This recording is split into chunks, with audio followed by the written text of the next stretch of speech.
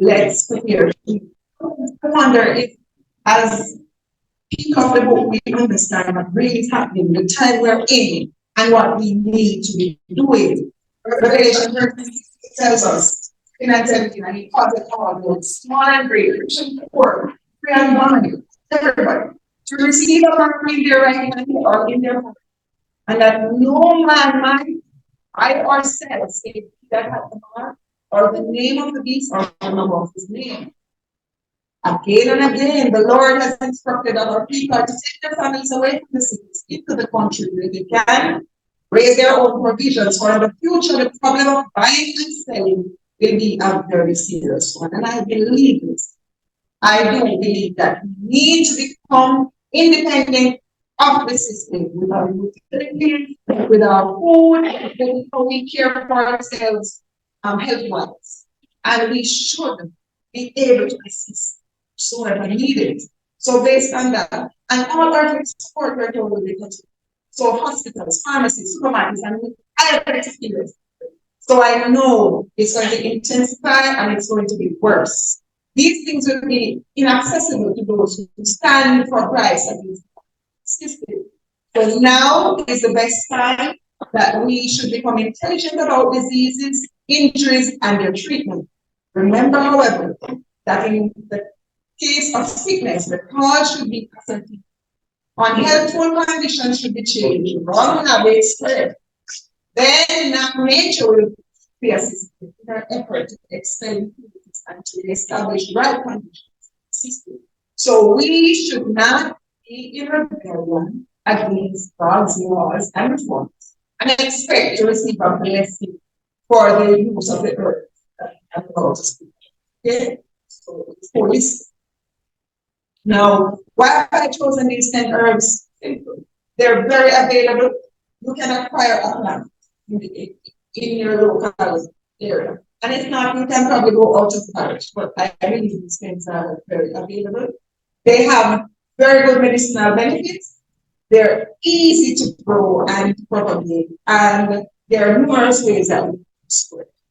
And it's my hope that after this presentation, families will see that establishing an herb garden is absolutely simple as starting with these 10 herbs because they're very powerful. And even if you have no land space and nobody in Portmore, you can get 10 pots and begin your herb garden. The world's need today cannot be fully met by the ministry of God's servants who have been called to preach. We need medical missionaries and workers in the gospel ministry who are bound together by insoluble ties. And it is my hope that Leon will do the preaching. And I will do the decorating and the room. So these 10 herbs, these 10 herbs are there. Seriously. Comfrey, ginger, leaf of life, moringa, thyme, turmeric, French thyme or Cuban oregano, and rosemary. Now, is there anyone in here who is local who doesn't know these 10? If you don't know what,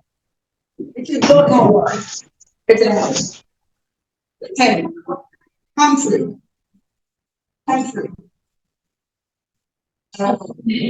Yes. So you heard it. So yeah, was right. He said, bring the conference. So these are the 10.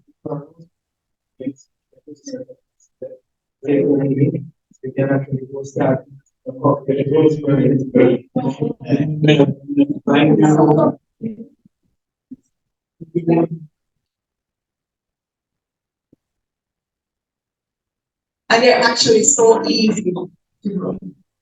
Good. So we're going to talk about herbs. What are they? And they're plants that are valued for their aromatic, flavour, or medicinal qualities. They're used in various aspects of human life, including cooking, medicine, and cosmetics, sometimes for ornamental purposes. Right?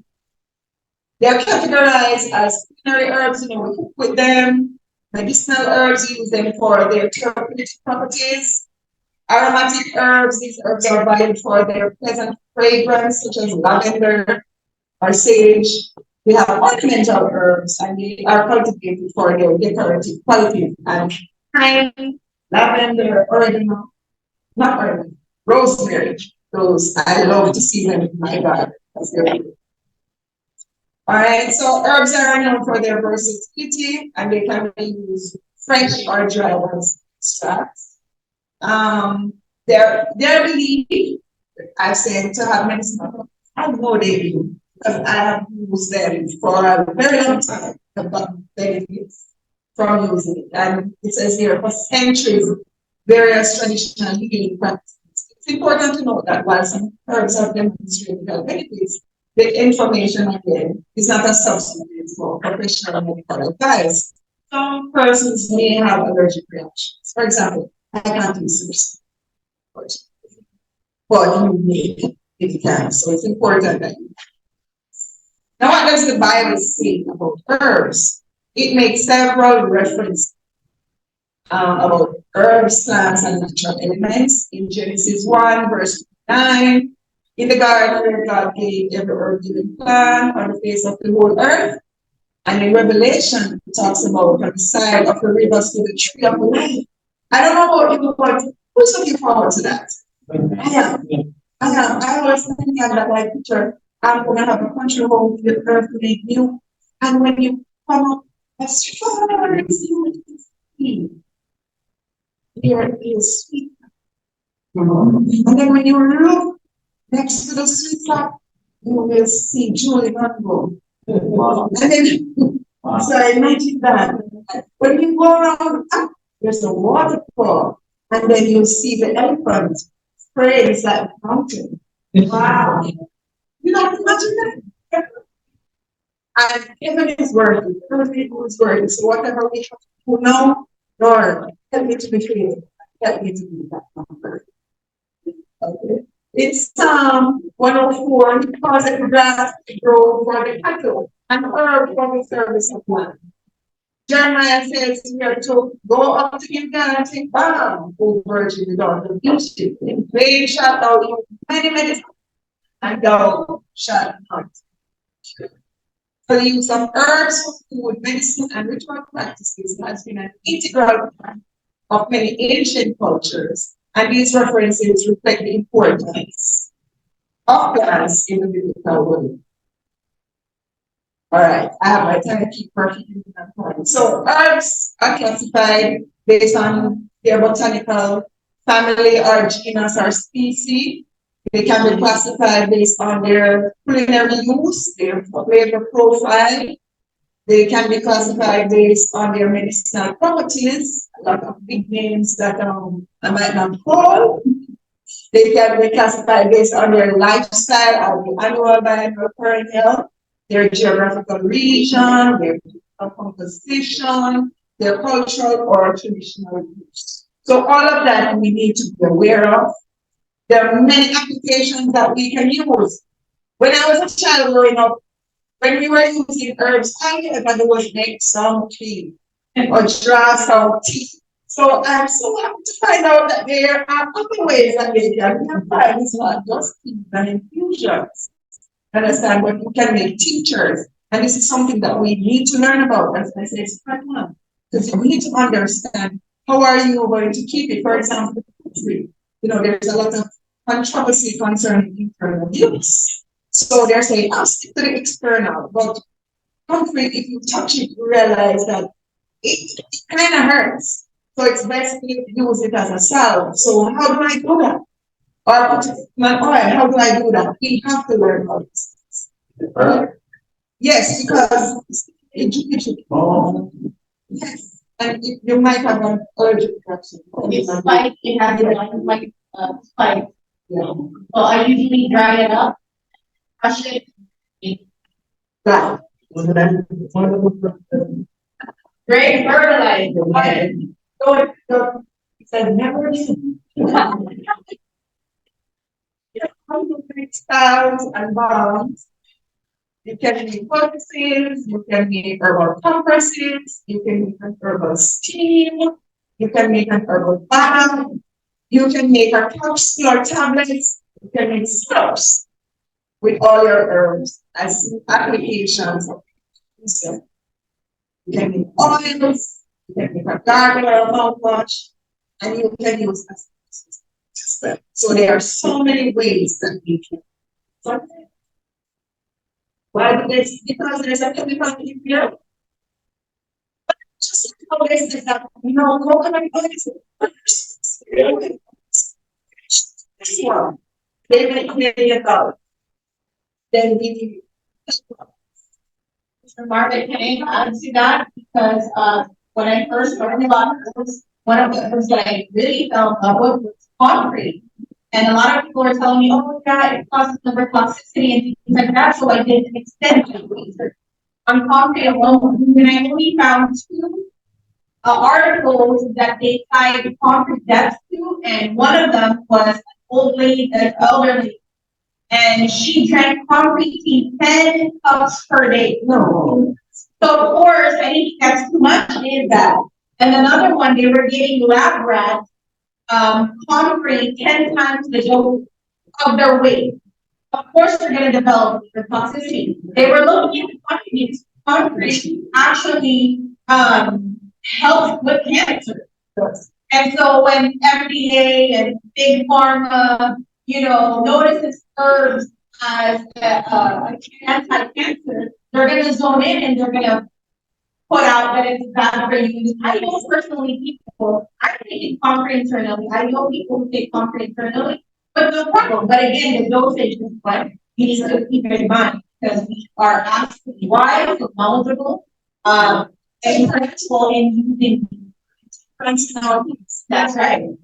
As a child, asthma, and concrete was the only thing my parents have used for me, and I used.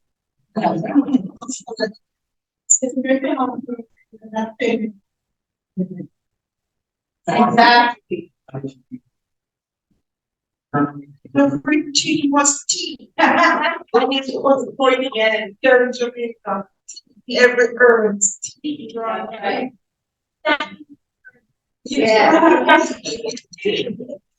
So we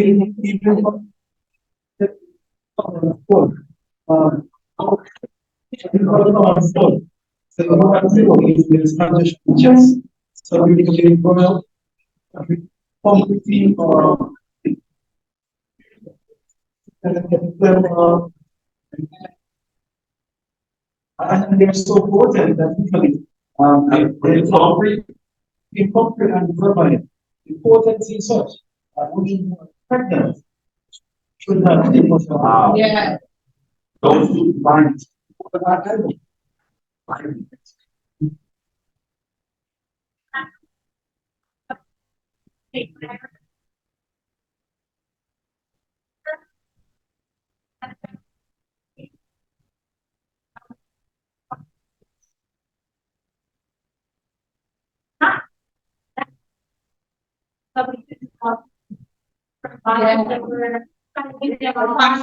Yeah, they actually changed some of the products and then had to take it out again. And they form a probability. So it's a number one. Yeah. It's in my top three. Yeah. Herbs that I have. It's my most prized herb.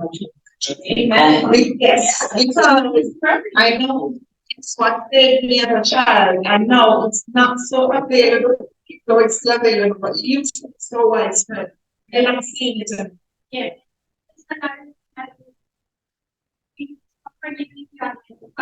And like something like, say for example, not like a side column, the concrete overnight. So it's like so that's why it's in Asia. Every everything else. We grow. Yes. So herbs have many herbal properties. So there's physiological action on the human body that the herb performs, and they're anti-inflammatory. So for anti-inflammation in the body is not good. So herbs help with that. Antioxidants, so that's dealing with free radicals. Adaptogenic, antimicrobial, diuretic, All these big words, circulatory stimulant, they can be herbine.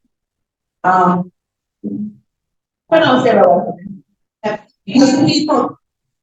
Hepatoprotective, immunomodulatory, hypotensive. Just what I say we need to study. Antispasmodic, spasmodic. So herbs with antispasmodic properties can help relax or smooth muscles with spasms. So all these properties, depending on the herb, they have. And we need to learn all about this. So that's why it's only a part one and introduction. And every family, whether it's the husband, wife, or children, every family. Because if you don't know, how can you? So for further study, we need to talk about harvesting herbs, we need to talk about drying and storing, we need to talk about guidelines for herb usage and safety, we need to talk about therapy duration.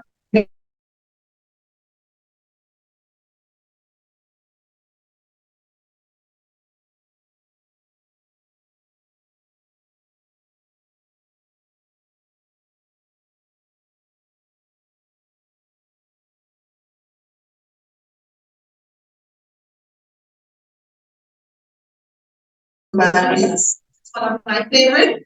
I use it very regularly for irritable bowel syndrome. I'm one of those persons with that. And it's one of my top three picks. Aloe vera. It's a succulent. And it has been used for various medicinal and cosmetic purposes for centuries. And if you don't know single Bible, you're not doing it. And we don't like it because we think it's bitter. But it's how we're using it. Because if you use that green powder, then it's going to be bitter. We are arguing. It's a good argument. Yeah, but the same time we're using it and treatment. Those internet, that same color with oranges, but it's not the same. Yeah. Like a facial mask. Five minutes after, I think it's like a huge performance. And then you want to go, wow, Right, but I'm out to God. I just love it so good. I love it so here after that. First,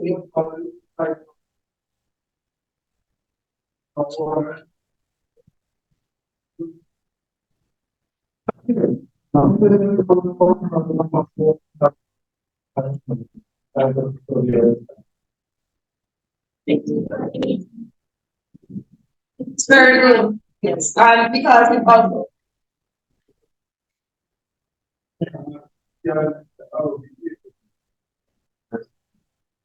I am not sure we have to do primary research on breastfeeding mother or system. Yes. Yeah.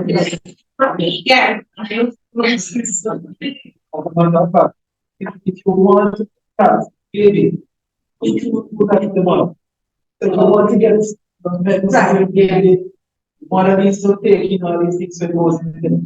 Of that. I had a situation 2 years ago at school. I had a colleague whose sister had a baby, and the baby was born in September, and they gave her maybe 2 weeks to live. And well, she continued for a few months. And I said to my colleague, why don't you take her to science school? And the mother called. And it was medical missionary, naturopathic doctor, semi Adventist. But the mother had to change everything because you can't give the baby the food. The baby is still alive, and that was more than 6 years ago. Yes. So it can impact. It is definitely.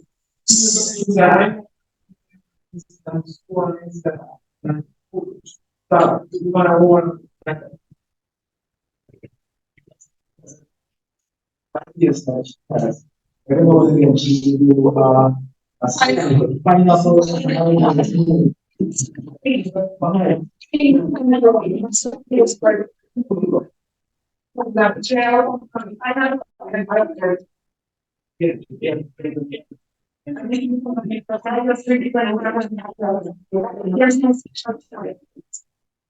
Right? So if you have skin condition, sunburn,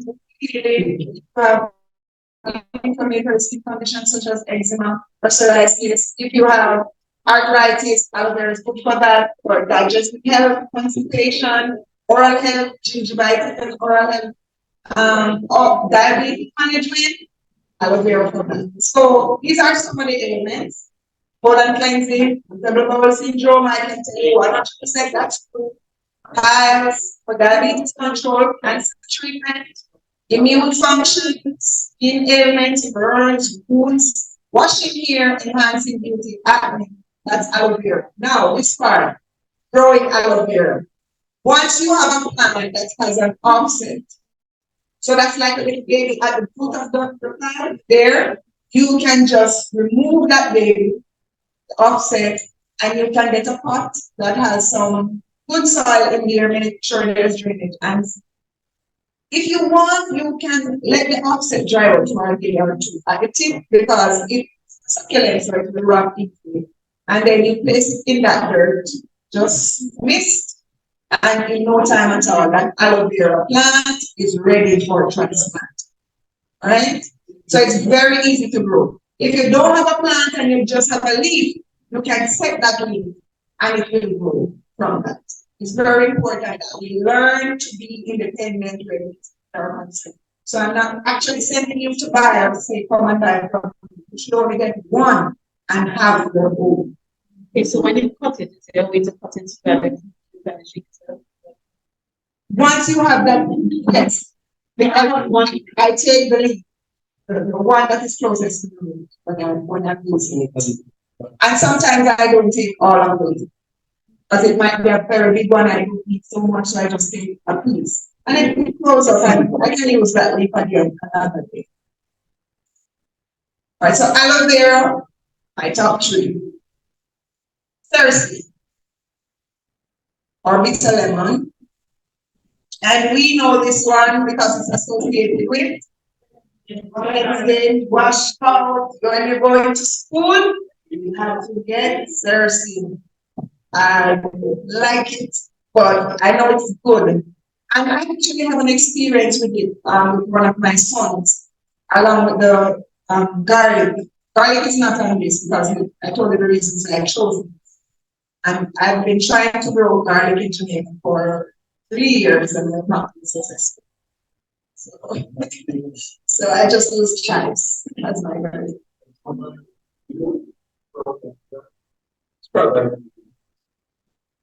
But the garlic, I don't know.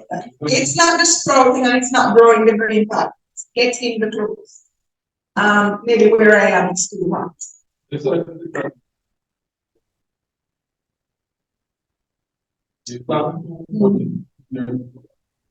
All right, I'll try again.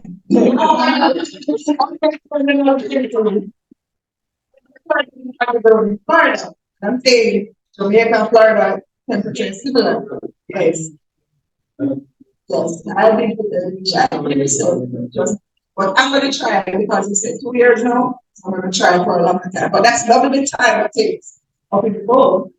Anyway, it's worth it, so I'll try. So, but we're talking about source now, and it has many medicinal benefits: anti-diabetic, antioxidant, immune system support, anti-inflammatory, antimicrobial, weight management, gastrointestinal health. And as I was telling you about my son, when he was about 3 years old, he had a sore on his ankle and he went through 3 rounds of antibiotics from the doctor and it still didn't heal. So I went home and my mother said, what are you doing? I said, I'm going to find some care for doctor, medication and stuff. And she said, it's all right. No, what happened? She went and she got some thirsty. She made a bath. So she rubbed it out in the water and she sprayed the water. She said, why not that one? She put the baby in here for play. And then when it was finished, she did dry him off, just let him dry, air dry. And then she cut the garlic and rubbed it on the wound. And we spent 3 days there. When I was going out, my son was here. Amen. 3 rounds of antibiotics didn't do it, but my mother was thirsty and garlic and health. So I know that it is healing. Oh, he was 3. Was right. All right. So I don't remember exactly what she did, but no, he didn't have any burn. But I know it can do that. If you're, so I don't remember, I was surprised when I was interested in herbs. Now I pay more attention. So I can't exactly remember what my mother did, but I know he wasn't burned. I know onion and garlic can burn you if you're not careful to apply it correctly. So maybe she knew what to do, but how did she know to use the Cersei to wash it and then the garlic? And sometimes if you just dab it, it should be fine. Yeah. Some people, they put it like secondary. Right.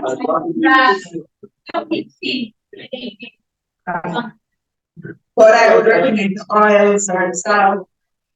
See. Yes. We have different skin type. Your reaction and my reaction will be different. So we have to be careful. So for ailments, blood cleanser, general tonic, opens appetite, brightening, constipation, those parasites, fever, cold, osteoporosis, diabetes, relieving pains, champion's, burns, hypertension, cancer treatment, infectious diseases. You need to have this in your garden. You need to learn how to. So to grow this plant, it's very simple. I didn't have it at home. I've been living where I'm living now for 5 years, and when I went to that Thursday wasn't there, and I was intent on getting it. So I picked the seed, the yellow part that has the red seeds in there, and I brought it to the yard and I just threw it down. And I just continued doing that until eventually I saw some plants. So you can harvest the seed and you can grow it from the seed, or if you see a seedling, you can dig that up and transplant it. And it will grow. Very simple. And I have it now, I have ready, as a matter of fact, it's becoming non-used. That's like this. Not free. What it looks like. All right, so comfrey is very good. It has been traditionally used in herbal medicine for various purposes. So it can be a topical application, bone and joint health, anti-inflammatory, skin conditions, and there is controversy concerning it. So what we're suggesting, if you're a beginner or a novice or inexperienced, better to err on the side of caution and use it topically until you have done your proper research. But that's what I used as a child, as a teacher. I continue to use it.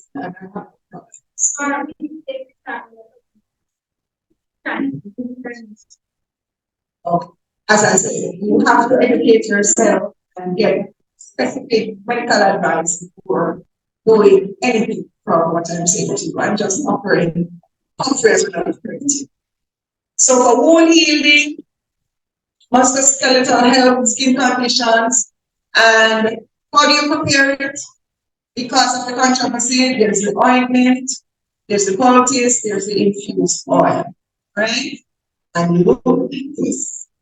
For comfort, so many rheumatism, cuts, burns, skin ulcers, varicose veins, inflamed muscle and joints, acute back pain, sprains, contusions, strains, degenerative arthritis, bruises, swelling, fractures, bullets, pain, sore breast, pimples, fungal infections, rebirth, insectitis, cold bronchitis, anemia, stomach ulcer, surgery, diarrhea, coughs, inflammation, tuberculosis, and marriage. Wonderful insight. Not sure, but I will get to you like that. Sister, what is not confusion? What is confusion? Confusion is like if you bump your head and you develop like kind of like bump and then or any like kind of like injury or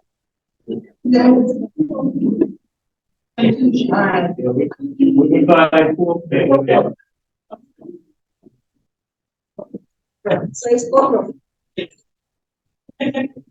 So growing concrete. One thing I would say, if you get a plant, it will send up pops or up, and you can divide it by the root, or you can take root cutting. All right. One thing I know, it doesn't like drought, so it's essential to provide adequate water.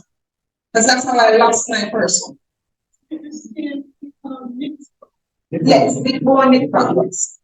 And so this country company put here, citrus plants.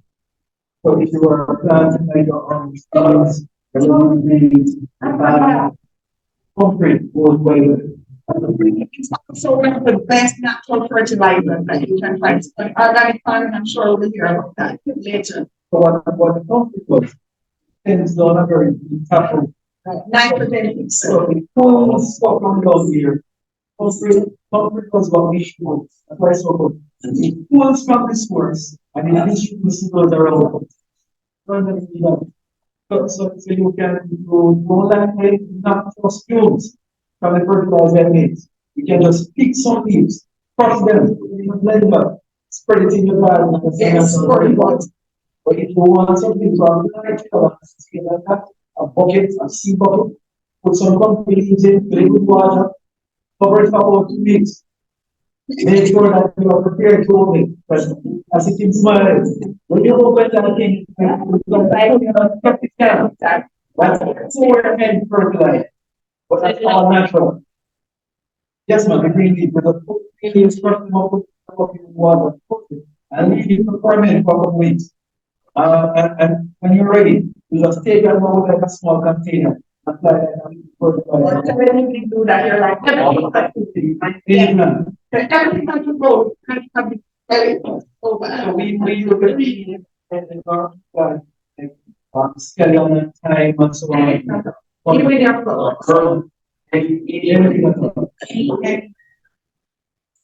Because the purple background of it is like a natural insecticide. So between the concrete and the rosemary, insects stay away. So you don't have to worry about treat anything.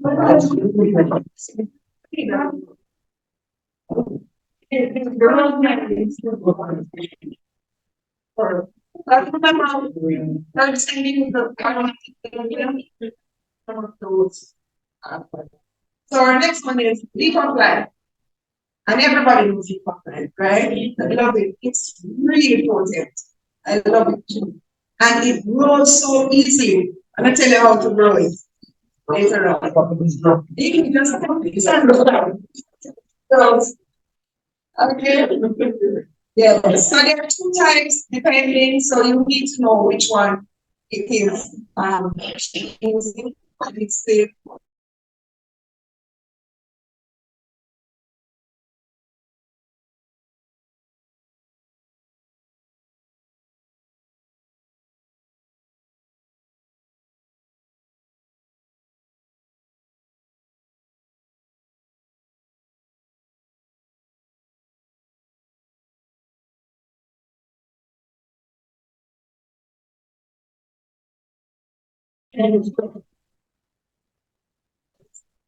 Because the quarantine tools are really good deal.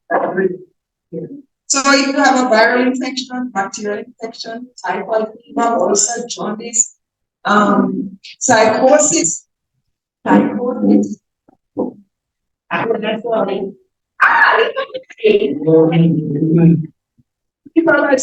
if you have pneumonia, take this one, put it in iPod, and you will have that, right?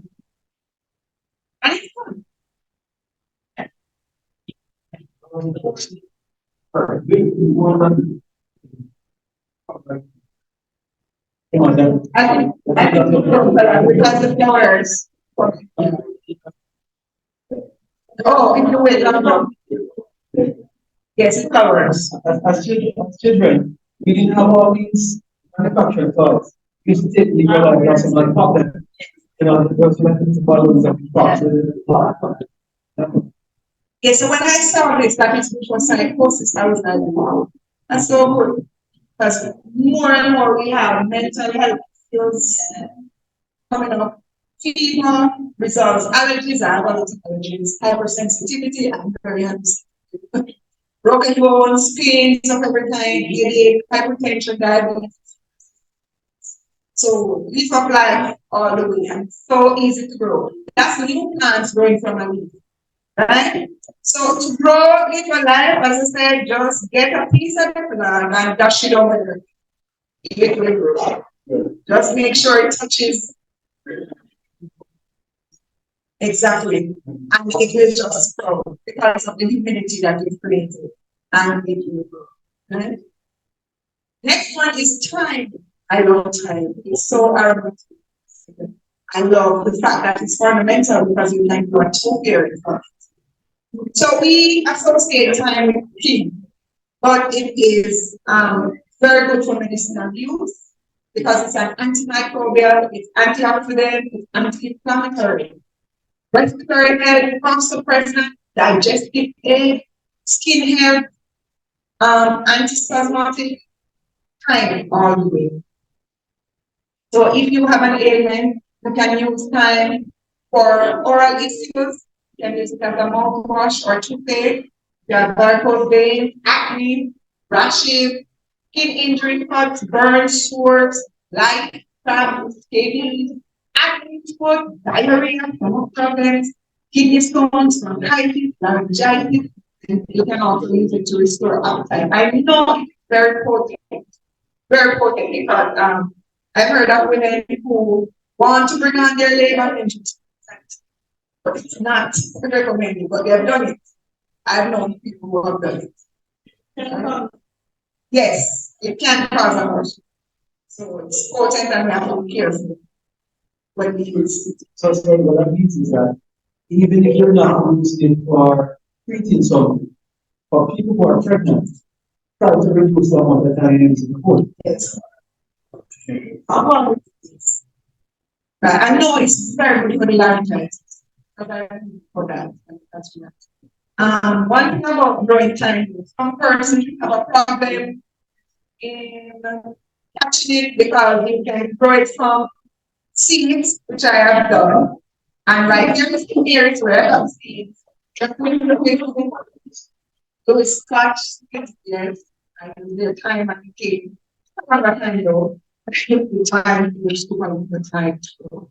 That may be cutting. But when you're doing the cutting, you just use one spray and you remove the bottom leaves, you can fill it with some water, and you see the root, you cut it, and then you can move it very well.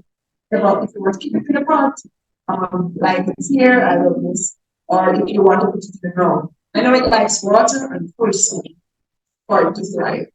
Okay? Then we have Mr. Ginger.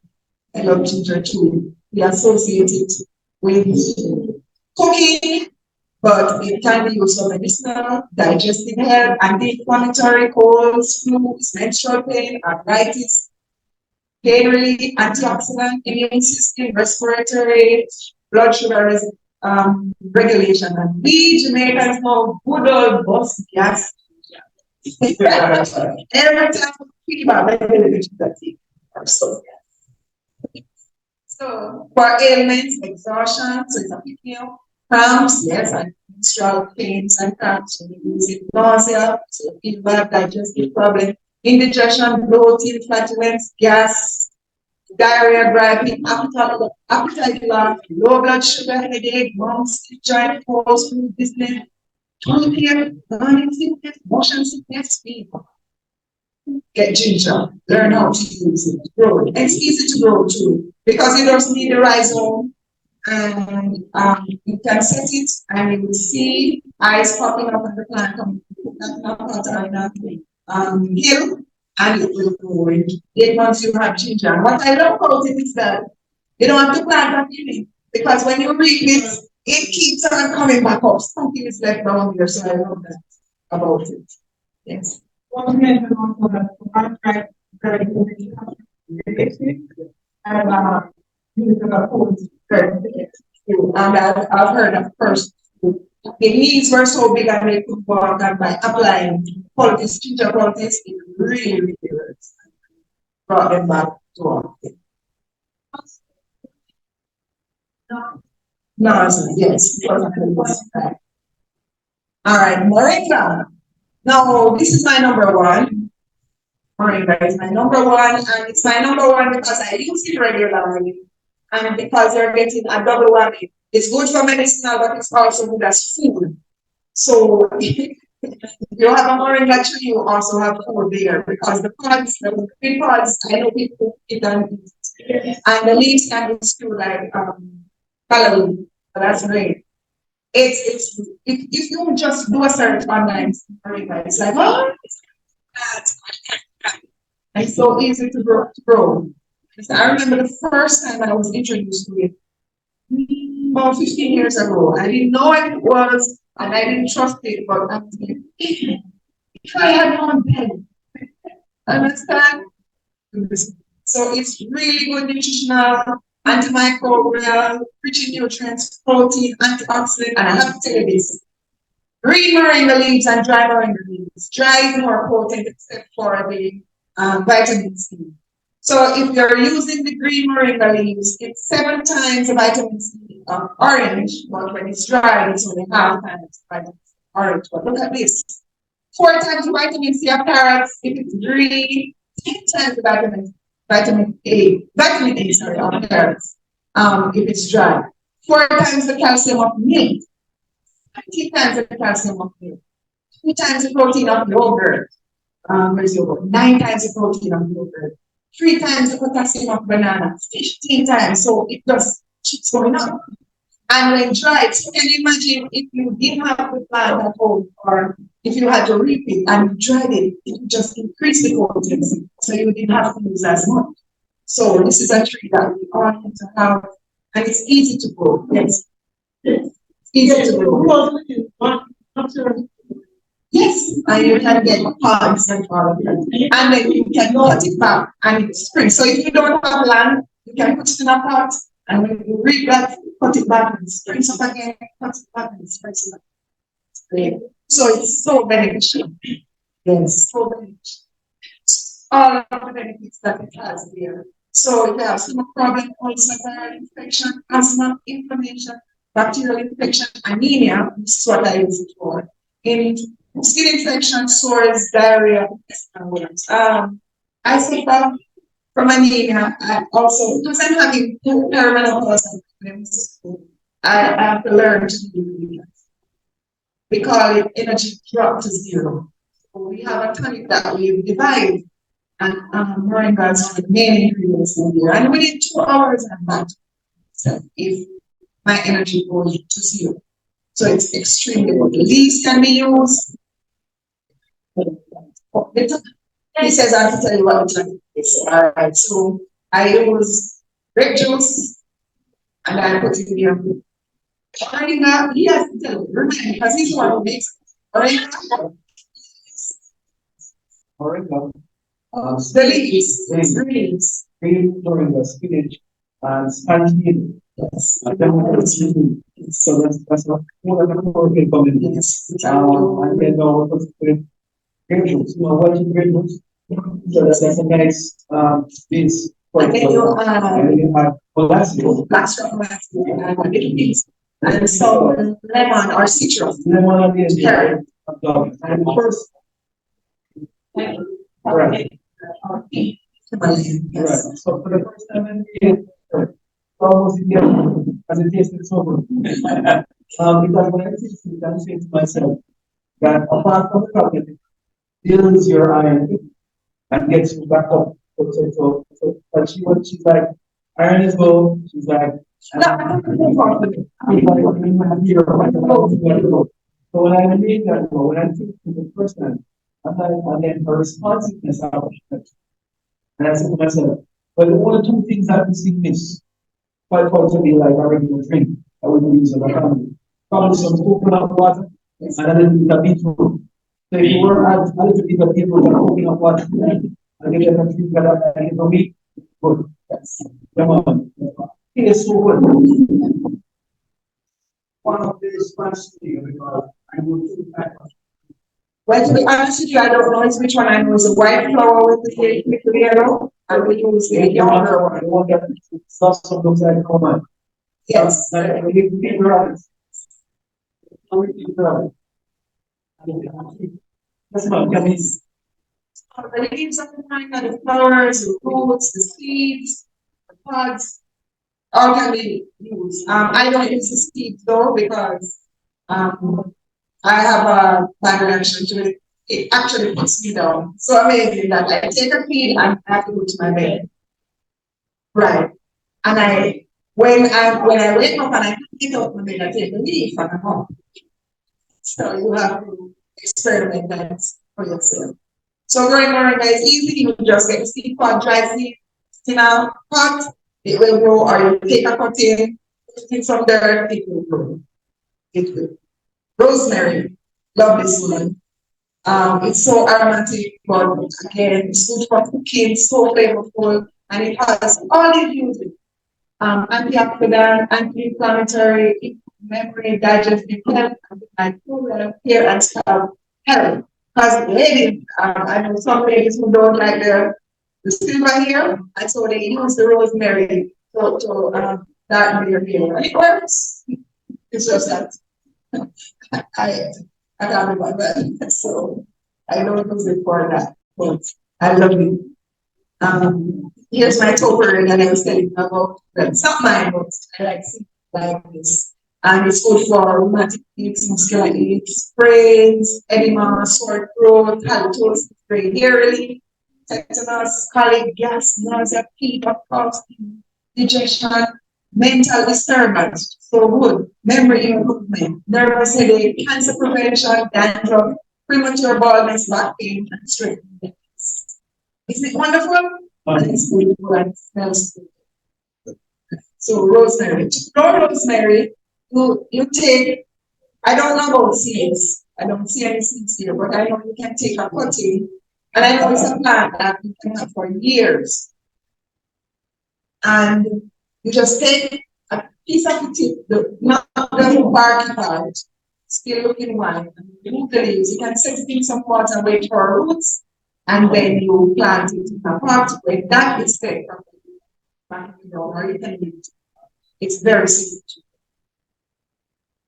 Turmeric, love turmeric too. It's like ginger, it's a spice. It comes from the rhizomes. That's where you use, but it's also the green part. I love to see that as well. And it acts like the ginger.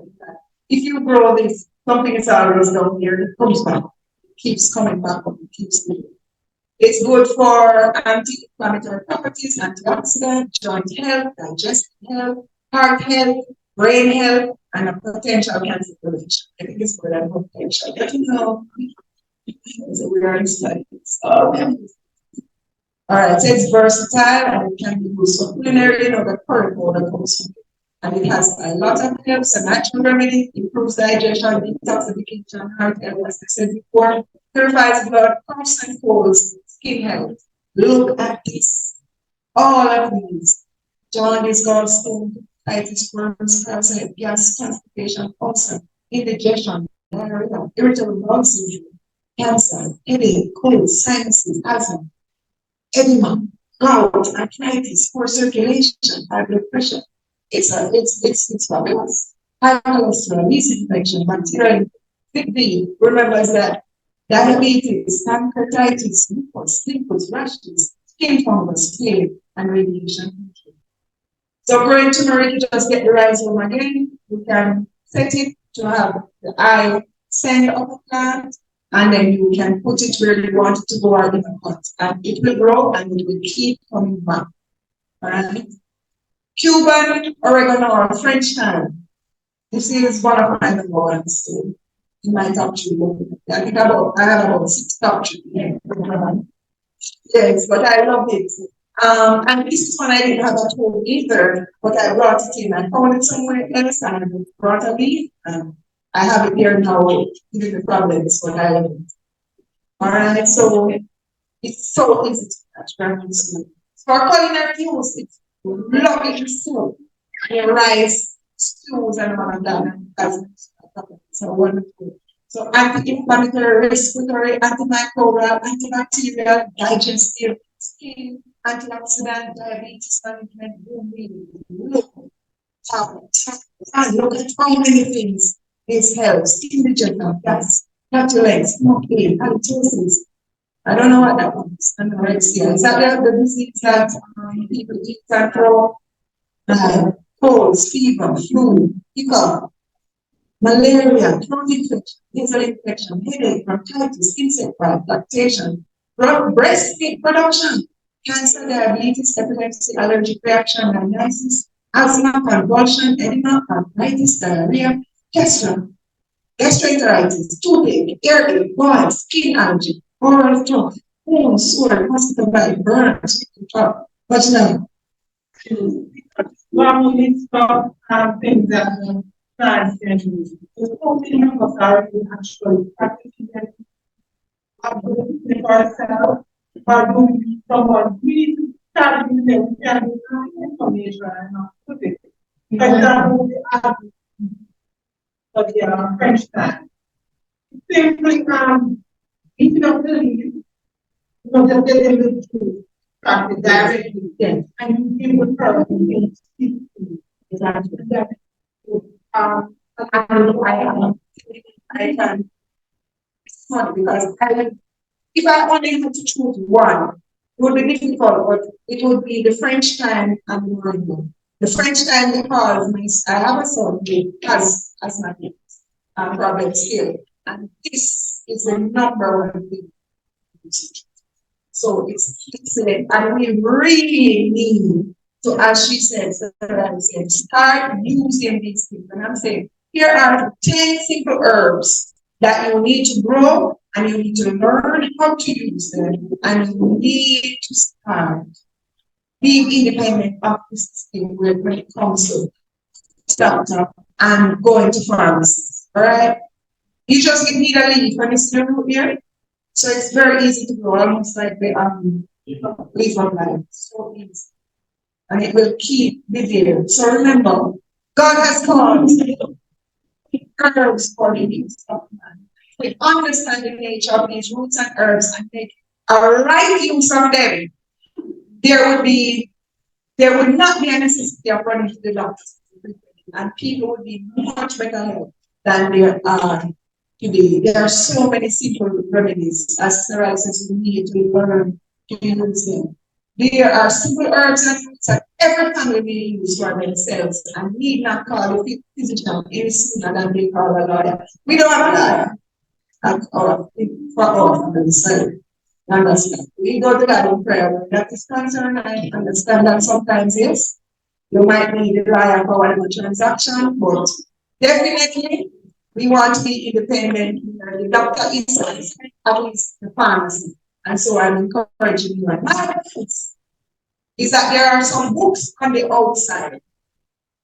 In my backyard, Awful Herbs and Foods of the Caribbean Part 1, and in my backyard, Awful Herbs for Foods of the Caribbean Part 2, that try to live here with one of them today. There are many other books, but these two, try to live here with one of them today. Because even though there are so many herbs and so many other things that we can use, I find that this is broken down for us in our context where we are local. And these two books I've got, well, they're my Bible when it comes to books, definitely. And I cannot recommend them more. Everywhere I go and I speak to people, I tell them. And that is why I was a little intimidated today because the author of those books is here. And she has a excited. Make sure that you plan. And if you can't pick it up today, get the information. Call. I'm sure that in this technological age now you can get a bank send it by we can send money drama or something like that. Yes. Also, in context, what really this morning, the question kept reminding us that everything goes back to the word. Yes. We'll go to the prophet son, to himself when he said the natural self. Yes. He was in a desperate situation where he was beginning to eat himself that the pigs were going to eat, which is greed. Jonathan said to me a couple of years ago, started finding a client who were discussing stuff. And he's like, oh, we don't have anything to worry about. Nebuchadnezzar grass for 7 years. And we have to think about it. Already for a bit. The cow that is over here, the elephant, the whale that is in the sea, all of them are vegetarian. all I understand, but we bunch of things that we need to give the body what the body can be. So all we need to do is give the body raw material as not intended, and the body will take care of itself. So it's to think that we have to have this sample of that, but again, it's not foundation for God, we what is there now, we Provided everything garden and go back and start our own gardens. And there's so much more that we need to have, but we gain with this thing. And if someone is here today, love these books, and besides that, yes, I'm gonna start. I have my 10 pots, but I don't have land. It would have been worth it. May God bless you. I just like to mention, and I'm also thanking those persons that actually project, support. Yeah, and something that we do very proudly. One thing I like about those that just does not tell you to go ahead, but also fix you information on how you can actually live police. Yes. So we're not just saying that someone else has a pressure, but it's right. There's also, yeah, so you can Presentation was printed on the school. Because I said, I can't just go introduce 10 girls. yeah. I need to remind people that there's a right way to do it. And all of those things that I said we need to study, but just as we introduce it on Facebook, but it's not like that. All those other things. And in addition to that, also very fragile. Yes. So you may have one way, person want to give away or to sell someone else because they can find the book, right? If you find her find in the book, they find the creator is there. Everything. Food security, climate change, all this stuff. and we have. How to make the applications. The girls are talking here, but last night when I was reading, I said, I'm sure how many people be here, but whoever's here, for you know, what we say for themselves, welcome. Yes. So we have like 100 and something here. They can take it. She mentioned before, so just like what you always said, a meat plant, just let them sit here and everything else for these trees.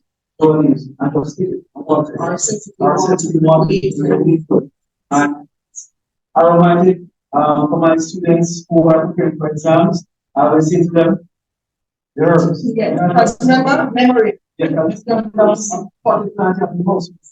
And it helps to the memory.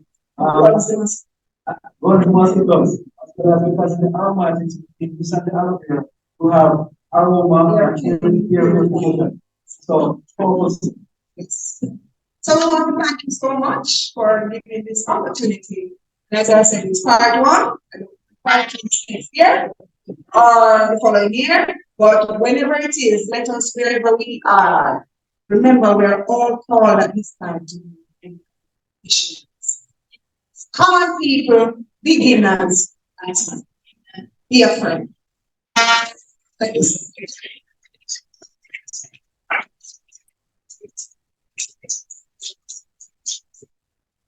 We'll make the presentation available for the Johnson. You can post it or share it, but so you have access to that.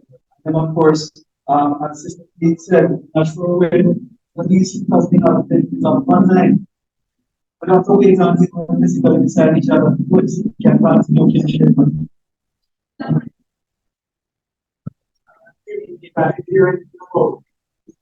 So I chose 10. I chose the 10 specific because availability, the ease of use. So because it's an introduction, I'm saying start. I will start with something as hard as you know, like picture. I got my time to beg because it's not as available as in my case. But these 10, you know that it's only the country that might cause a problem. And I have it. So if you want it, I can send it up and not spread it. Get my information. So if nothing, so get a plan. Yeah. And for the beginning and to propagate, take some root. Companies like other people, once we get a plan, it goes up there. I did it in the country, but only once it's short, it's cut out down. So pull that up front time, and you take that route, the long route, and you cut that up, and then you see one of these other. Every single one of these other. Yeah, we cut ours, cut the root of the concrete in four, and three of them out of four groups. Yes. So thank you again. I'm so sorry that I have stayed. I have one. In class. So if you don't see us.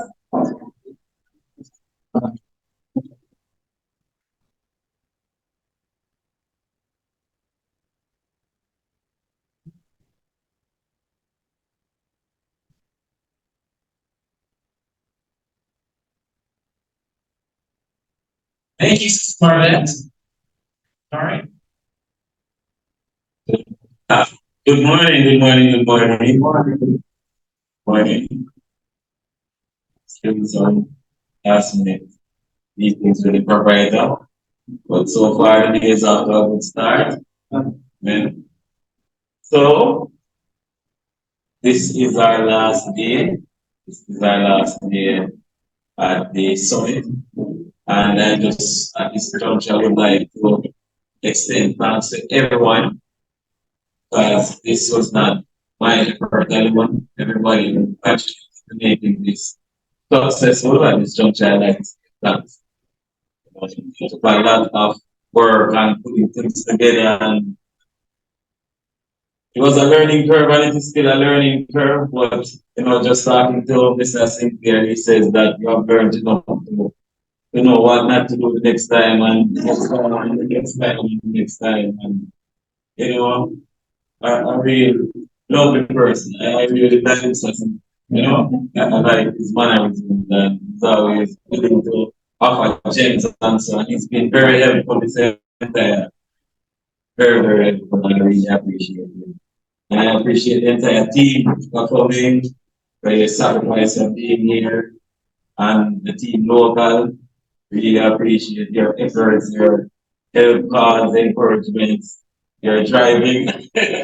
Yes. So our next session will be Sister Najee Ian's.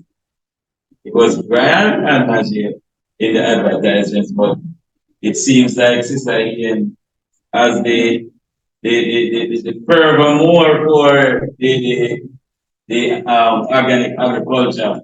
Brian and Najee were kids at Washington when I met them, and it has been an amazing thing to see how they grew up and how they are still in the Lord and very serious about, sharing Christ and so on. And the first time they actually shared the things that they learned about organic farming, I was mind blown to just hear the things that they were sharing. And I was watching some videos on permaculture, but they made it more simple to understand and how things relate and so on. So I'm excited to hear Sister Najee this morning share about organic agriculture, and I'm sure we are going to learn something. Today also we'll be having the expo, and some persons have things already on display, and other displays will be set up, and other persons will be coming in. So there is much to see and do at my summit, and I just hope that everybody will have a blessed and good.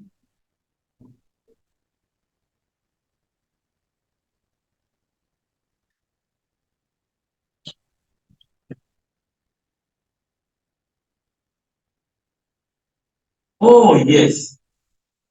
So yesterday evening we actually met the goal and surpassed it by 12,000.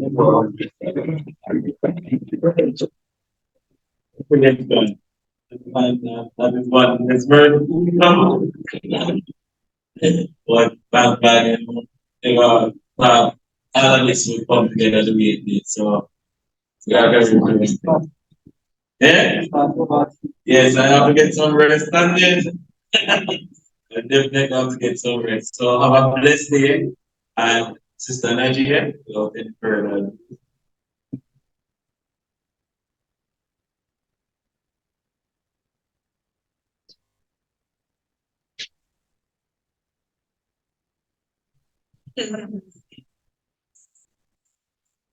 I will be talking about farming, but it's actually very timely that I didn't catch me. Is farm vets and your husband is brought cuttings and stuff because I have lots to give away. Amen. So you can now pull the cuttings everywhere. And all the experiments to show you all the presentations. So that's why I'm these plants are in. I also look at it's the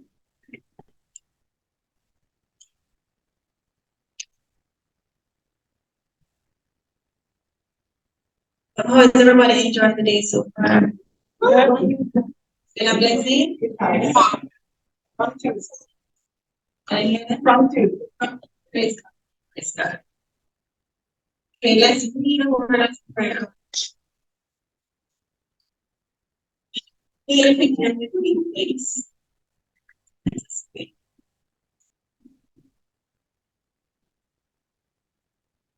Father, we thank you so much. We love so because of why we're standing, why we're breathing, why our hands work, why our hands work. We do not want to take them for granted.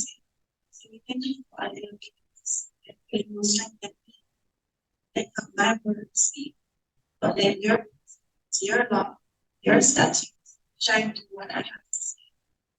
Please, above all else, let all the glory to you.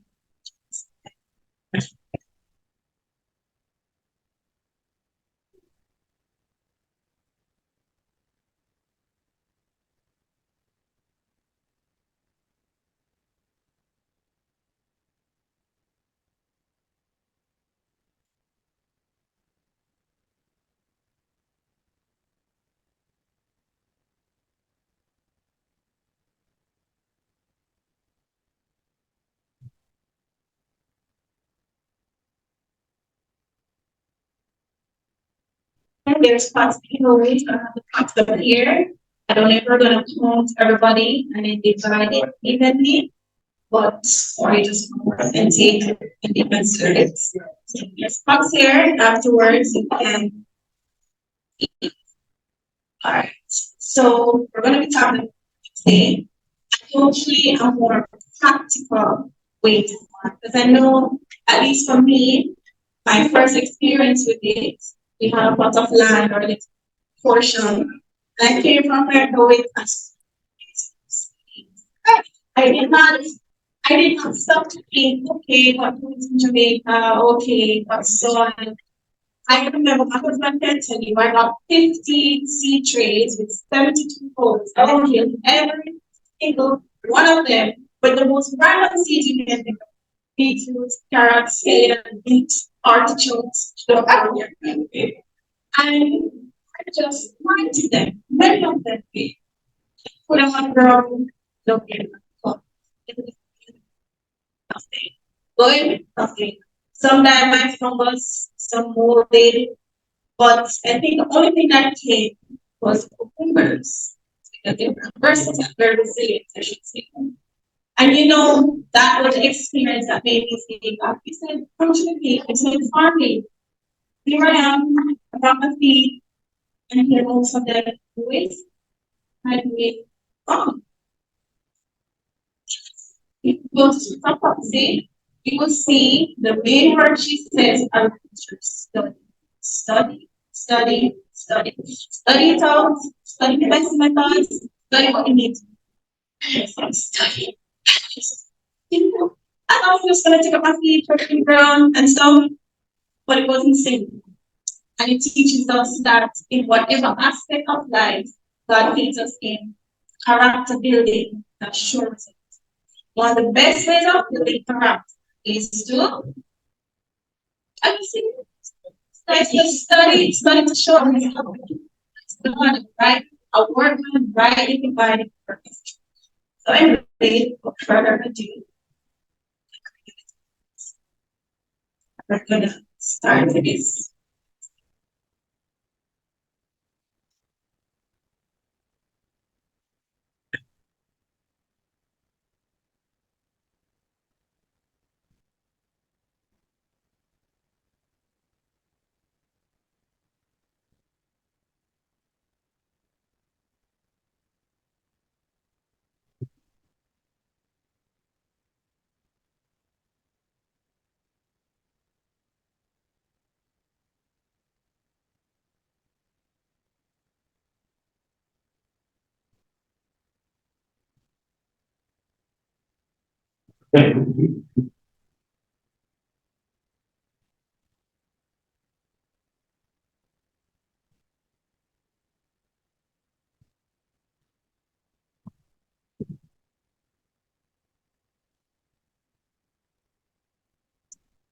So on first slide, I was gonna have a reader, but I think I'm gonna go just for the sake of time. So it says no line of manual trade is of more value than agriculture. No line. A greater effort should be made to create and to encourage interest in agricultural pursuits. And I think especially today when people think of farmers, they think of dirt, they think of garbage collectors. It's on the same level. And I think it's because of a lot of education, because of school comes from the crop. And those who work the crop us. So it's very important to know where this comes. It says, let the teacher call attention to what the Bible says that it was God's plan from land to till the earth. That the first man, the ruler of the whole world, was given a garden to cultivate. And that many of the world's greatest men, its real nobility, have been tillers of the soil. Give me an example. Okay, Abel. Anybody else? Amos. Anybody else? One more. Elijah. Is that Shah? Okay. Okay, so what's God's plan for us in farming? If you're farming and it's not providing food, something is wrong.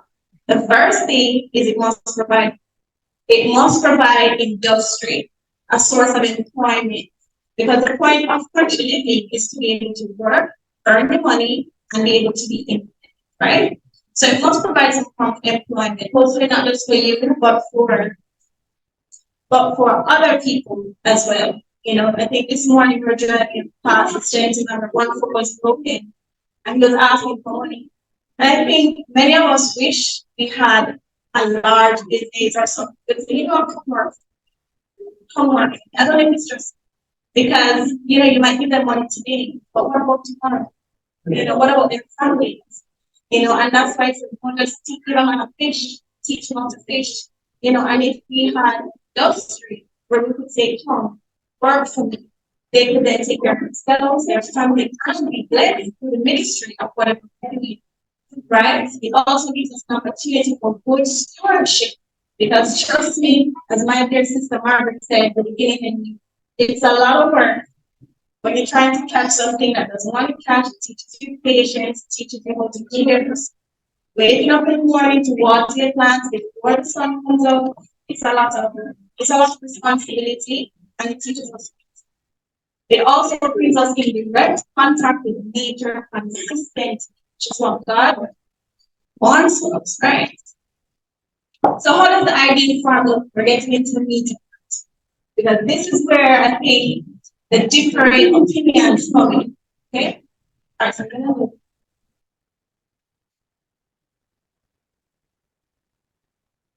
All right, how does this look? Thank you. How does this look? Organized. Organized. Does it look organized? Yes. Yes, very ideal. Okay. Outstanding. Standard. Okay, and this is about pretty much the same. All right, I'm going to attempt explain to you why this is the worst way you can possibly. I'm going to give you an analogy. You have 25 children that you want to put in the schools, and you're thinking of where to stick them. Let's say one group of students are extremely low, and another group of students are extremely mischievous. And then the third group are crying for everything. Would it make sense to put all the low students in one row? Would it make sense to put all the mischievous students in one row? Would it make sense to put all the parents in one row? No, because then that's more what work. When you have to be going, some noise. So it is labor intensive to have the same classification or group of something children, sons, children, we have 5.10 adults, don't put them in the same disaster. So you basically where integration versus segregation helps to make labor less work. Another reason why this is the worst way is because of water usage. Sorry, Conservation. That's not how God made it. Yeah. Okay. So if you look between the rows, you can see that the ground is exposed. Now tell me something. How many of us have been to a forest, a field?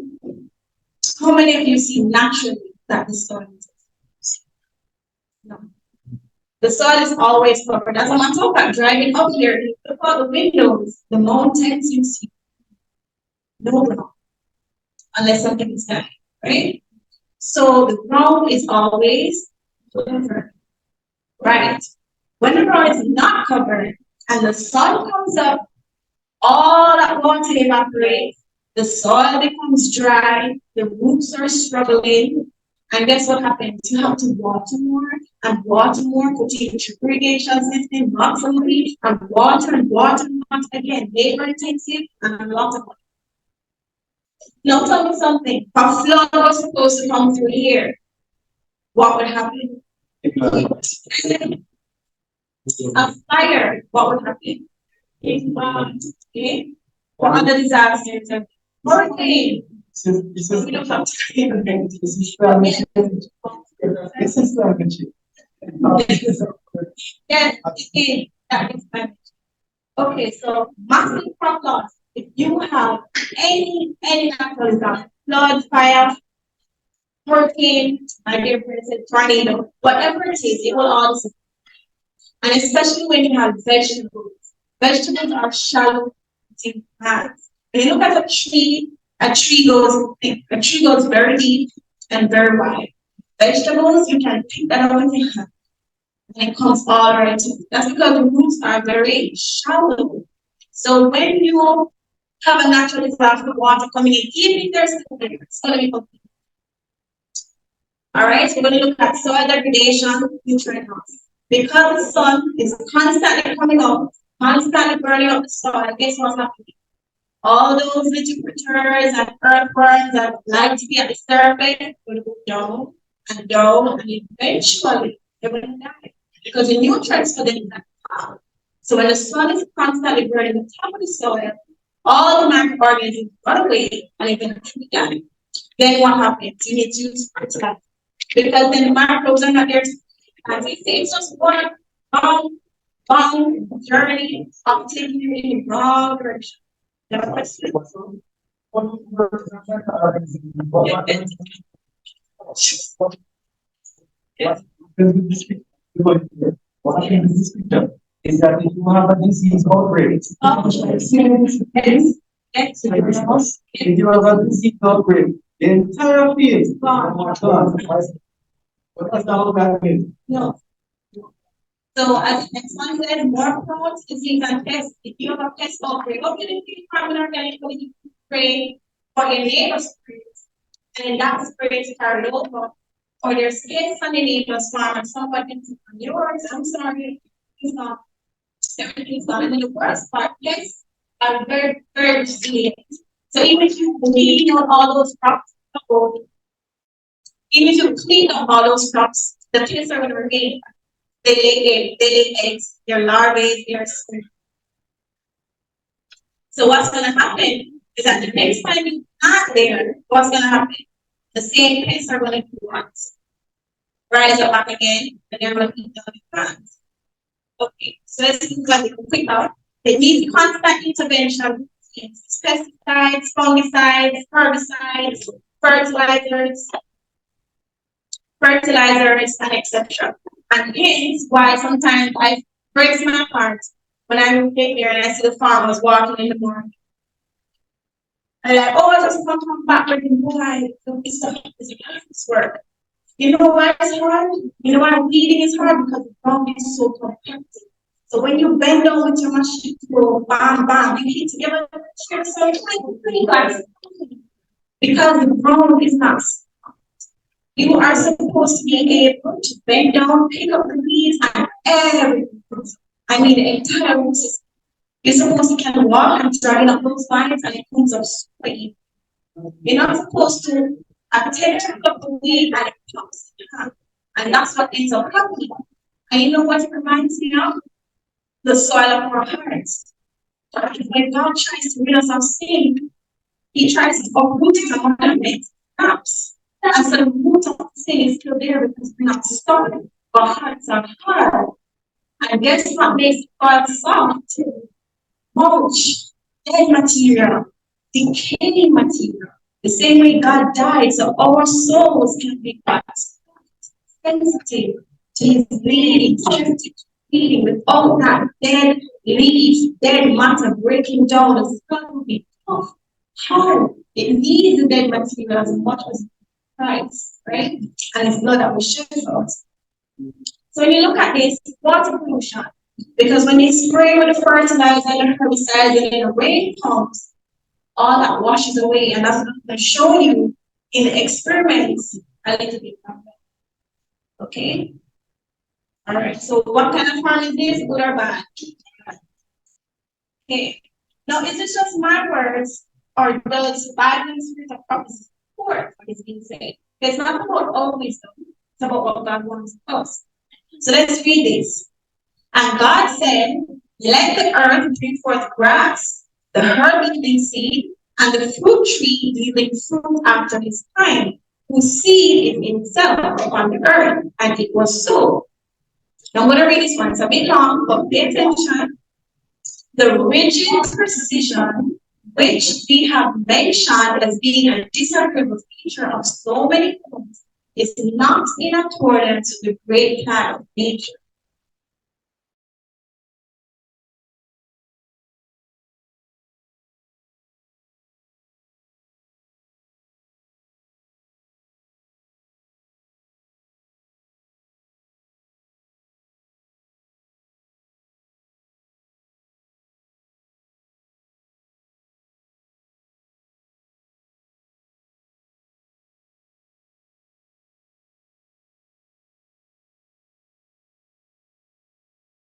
And it is verse mind to reign over the scenes of nature, over forest, hill, valley, and plain, and river, and enjoy the endless what?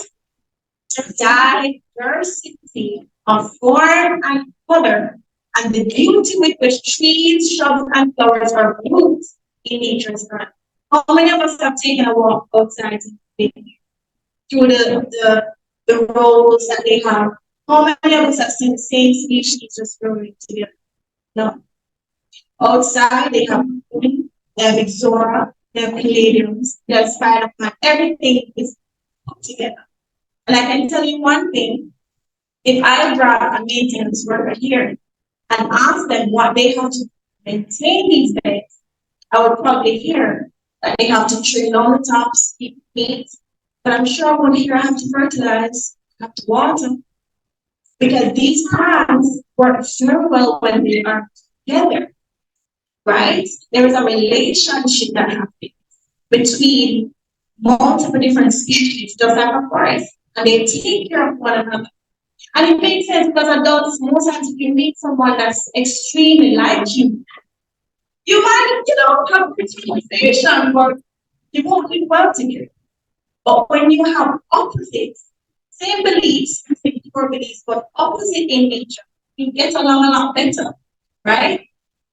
So it's the same principle that goes, and you get a lot more done. If you have all the pastors one place, if you have all the nurses one place, it doesn't make sense. Integration, integration. So does this apply to us today? Yes, it does, even more so than before, because the earth is crying out.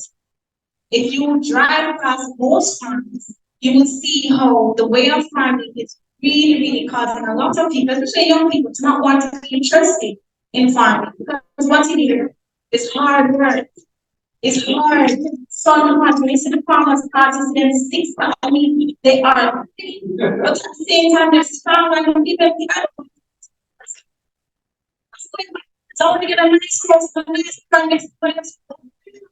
But when we start to understand how it is supposed to be, mentally, physically, spiritually, we start to really grow and want to do this. And we get up in the morning excited to go and take it. I'm skipping a bit ahead. Okay, so can someone tell me why forests thrive so well? Okay. Or is there a little secret? Is there an angel that comes down and fertilizes waters? Why the forest looks so lush and pretty, and then all its gardens look so sad? Yes.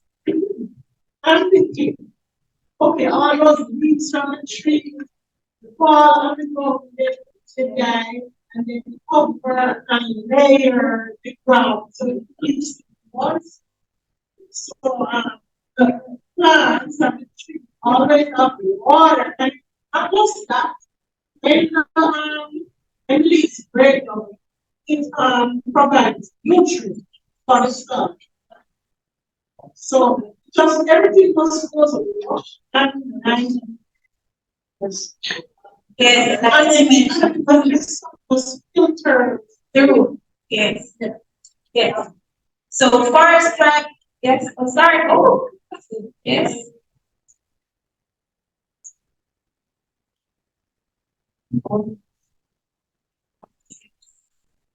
Yes. Water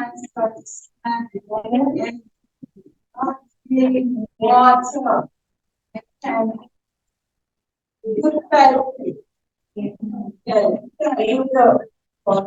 no, no other water. They can say still, they can say this still water or whatever, but nothing compares to the rainwater. Trust me. You have something to say. Okay. All right, so those are the basic principles which we're going to look at. Nobody disturbs the soil in the forest. Minimum soil disturbance, maximum crop diversity. There is never a brown area where we can see on the ground. You see the tall trees, small trees, shrubs, brown cover, vines going up tree. Every space, every square inch is covered with something. And there's a reason for it. And you see, the closer we mimic nature when we farm, the less work we have, the less intervention, the less stress, the less backaches, and most importantly, the more food we get. And you see, all of this plays in, because earlier when my sister was talking about the rosemary, she was talking about moringa and all these herbs. These herbs are not meant to be planted in a bed by themselves. They're meant to be integrated with everything else. Because rosemary wards off the pests that eat the leaves of the plant. So when you plant a nice lettuce, these holes coming in there, pick down the leaves that has a hole. Yes, right there. And the pests come and they eat down the plants, and you think, man, you know how much work that was? And you want to go, I met a family lady once who said she wakes up at midnight to go and catch them, but she can't catch them around the night. But then the next time you have to do it every single time, it's all work. So when you think about Lord, nothing you do is by accident. How can I create a farm that makes people pass and go, whoa, I hate me. In the middle of a drought, when there's a lot of suffering, and your farm is thriving. That's ministry. That's powerful ministry. People start to come and say, what is so that's ministry. In the forest, the soil is always covered. And if you go in a forest, sometimes if someone goes, it's soft, it's never tough, like concrete.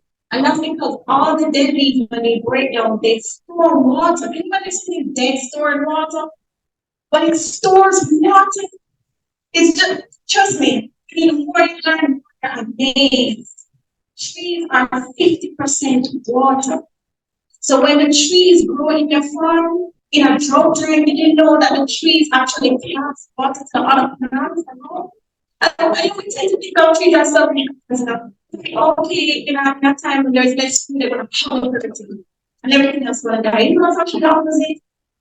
You know that if there's a baby tree next to you, it actually tries to give it some sugar because it knows that it can't get any sunlight. Trust me. So when you have trees that shed leaves, that cover the soil, or a tree falls and that bark is soft, it's moist, it's storing all that water and slowly releasing it into the ground. My husband and I, when we first learned about this mulching from a Dutch farmer here, I will never forget. Our plot in our yard was so small, the size about this front area. And it was tough, and there was ants everywhere. Barrels of baby. I probably remember we covered the entire ground. And you see the space of 1 feet, weeds that I couldn't pull up. I was pulling up and walking, pulling up the edge. The ground was so soft that if I pulled too hard and pull up, that is how it's supposed to be. Soft. It's so the ground is supposed to yield to you. You are the farmer, the garden, you don't want something that you yield to you. Don't forget runaway ants. I run away with ants because the ants have no oxygen. And when those big bad ants come up, now those ants everywhere, those ants, they're in trouble. You see ants next year when there's not a lot of ground cover, right? When there's a lot of dirt that heap up a little molehill, that's because there is nothing to check. So you have a lot of work for yourself when you don't work with nature. You have to repent, you have to make more water usage. What else you have to do? Labor, packings, then you need the herbs for your back, which is then you need you check out to the country because a lot of people get there. You have to think about nature. You walk into the forest, stand up and say, Lord, what would you have learned? Right? And another thing is crop rotation. The forest naturally, you see a flower here this year and next year it comes a different seed bank. And it allows different soils to come up, different seeds to come up at different times, right? So in the era where you have you will be in charge of that. And you know what I love about farming? It reminds me of the work that Moses did. Moses was a shepherd for 40 years, taking care of stubborn sheep. And that was to prepare him for working another 40 years with real people that were also stubbornish. So when you work in the garden, you have to labor for that plant. You don't know it now. Markets might take it away, rain may come, but you treat it, you love it, you give it all that you can possibly give it so it can thrive, right? Okay. Many who till the soil fail to secure adequate returns because of their maintenance. Can't tell you how many times we probably heard this. Orchards are not producing, the crops are not putting at the right time, and a mere surface work is done in cultivating the soil. It can't be surface work. It won't work. Their ill success they charge to the unproductiveness of the land. I can't tell you how many times I've heard, why you know my man? My land is tough. Will it have gravel? Will it have dirt? Will it have sand? It's just tough. Yet, listen to what it says. It says, false witness is often born in condemning land that if properly worked would yield rich returns.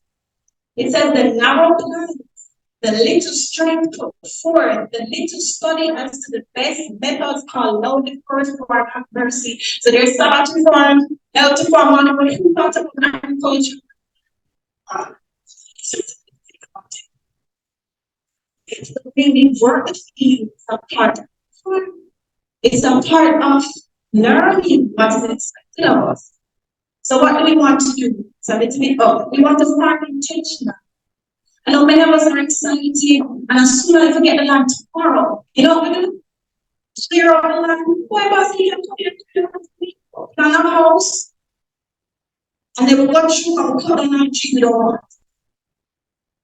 Is that true? Okay. Our burning, the same trees that make us have pure air, but burn it and add more pollution to the air. And we don't realize we're doing. Right? Trees, I want to tell you something. One mature tree will absorb 45 pounds of carbon dioxide a year. One tree, one fully grown tree. That means if you live in the city and you have trees in your yard, you are blessed. If you live in the country and you don't have trees on your farm, every single spray for your neighborhood, all this mosquito cars that come on the road is insane smell. That's like killing mosquitoes. You're putting it on that thing. When you have trees are like a net, they sweep up all of that, take it within themselves, process it, and make it into nutrients. Mercy. So then you have nutrients for your plants from what state and mental points. It's not what God does for us, we have chance. I want to see to destroy that it's not very hard. It's the same principle.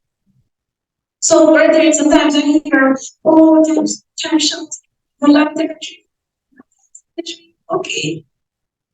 I once had something went in my eye.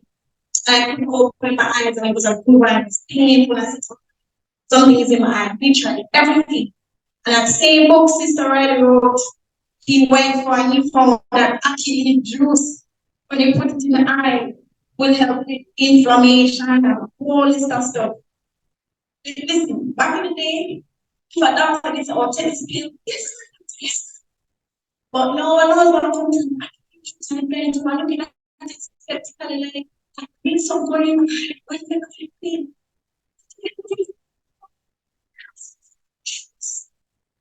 I think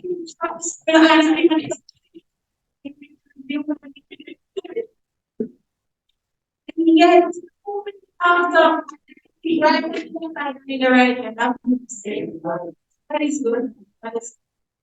So, again, kidding, but this is supposed to say the good guys. When you dig up the ground and you see an earthquake, please don't kill him. Keep him back. They don't want to touch him, throw some dirt and he will go back there. But these guys create soil. And I want you to understand the foundation of these things because sometimes it's so easy to say, no, that's nice if you have fertile soil already is. But I'm not struggling to struggle and suffer.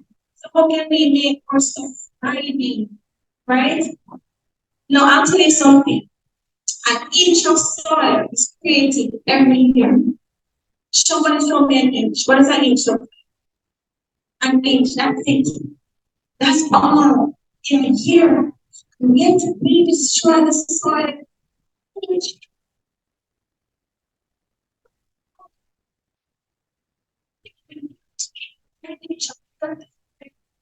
So when you get a pot and you want to plant some vegetables, when you put a fork in it and you wiggle it, don't push all the dirt up. Just wiggle it, aerate it, lift it out vertically and put it as a basket. This thing we're going to work with deep, I would show you the dirt. You see, all of that dirt is all the nutrients the plant needs to grow, and it will plant the things. I will make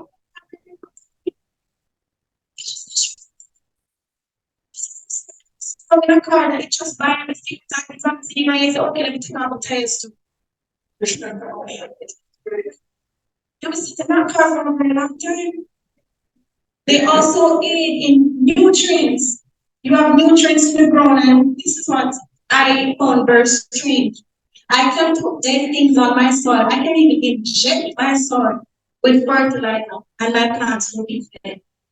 Because the nutrients in the soil are not in a state that the plants can use them. You need earthworms, the nitty gritty.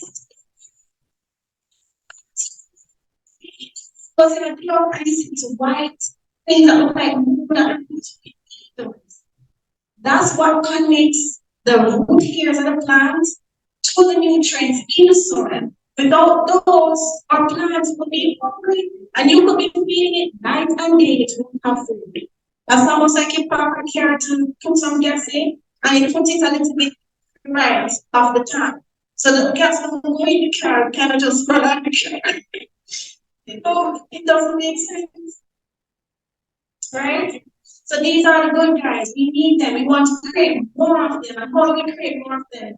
They're so small. Sometimes you just touch them and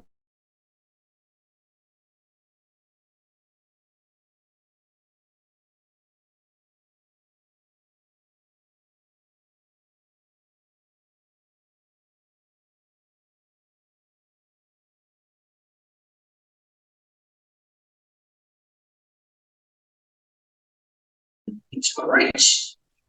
Nice. Okay. I'm going to tell you something that you probably didn't know. And many of you probably don't know as much as I do. Where do you find that come from? What's those plants? So look at this. Nearly 500 antibiotics are found each year. We're in the over 80% of antibiotics in clinical use, including streptomycin, ciprofloxacin, I can pronounce most of these words. Where are they from? Soil isolates. You know that nature creates antibiotics.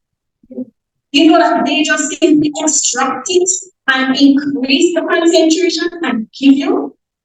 Antibiotics are not meant to be anti-all life. They're meant to be just selective.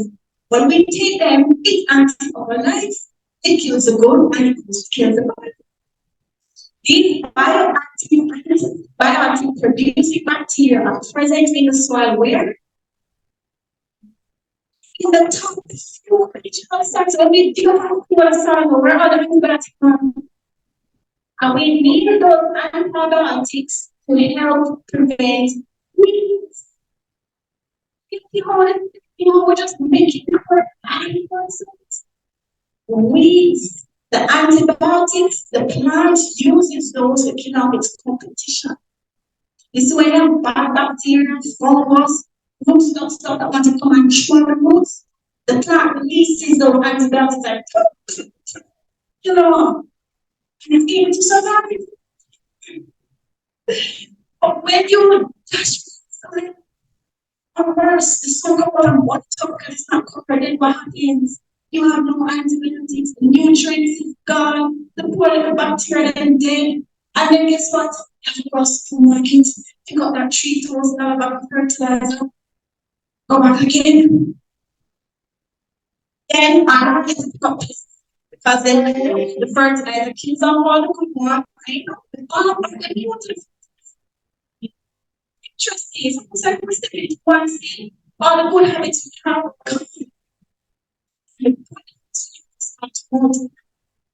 So when you start adding chemicals, you destroy everything good.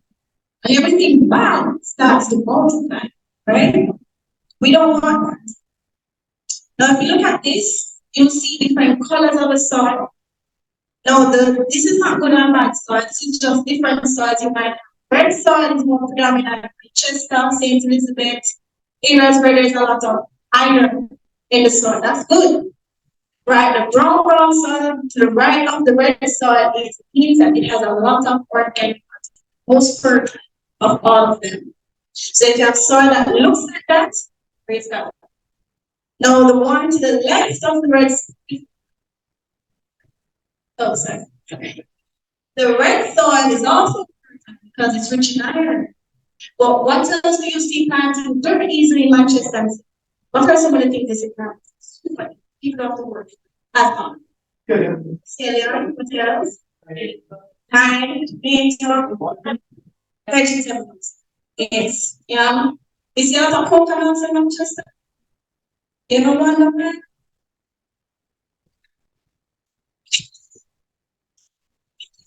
Well, it's not good. But the coconut plant can hold that much iron.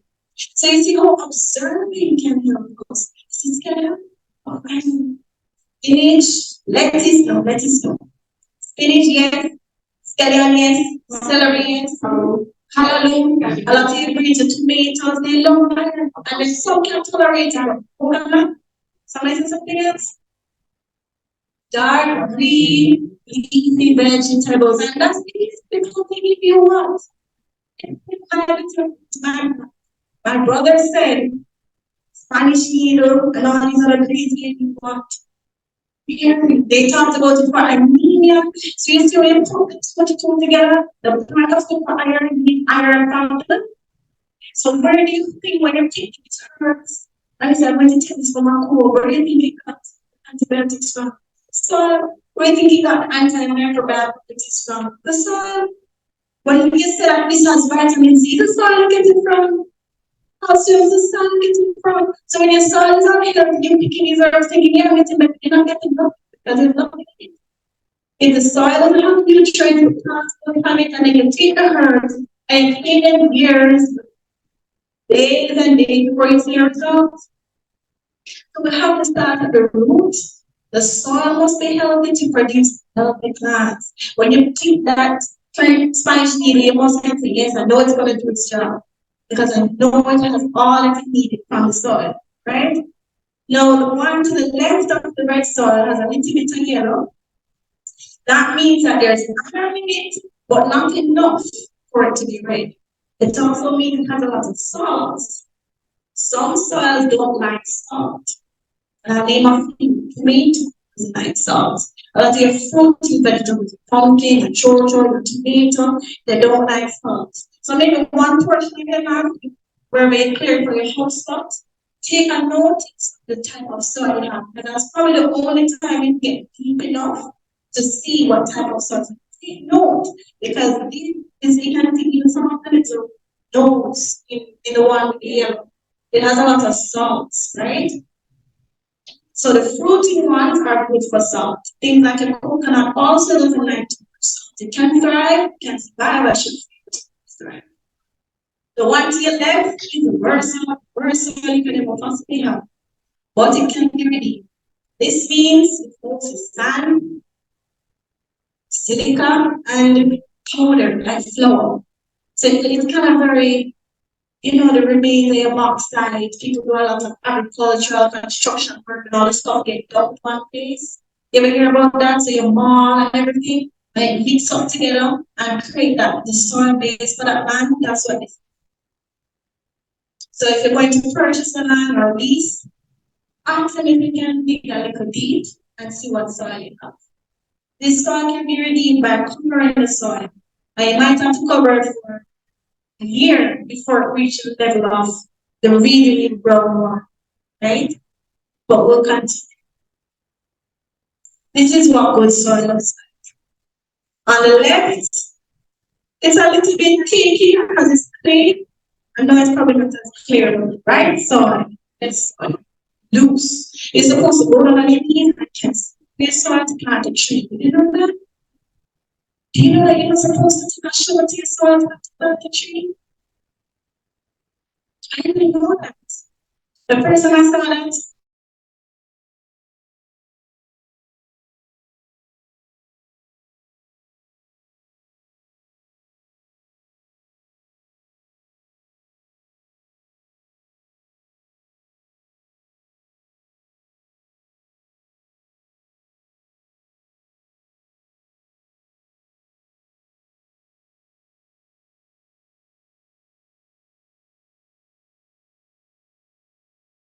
feed you and nourish you, you need to be in.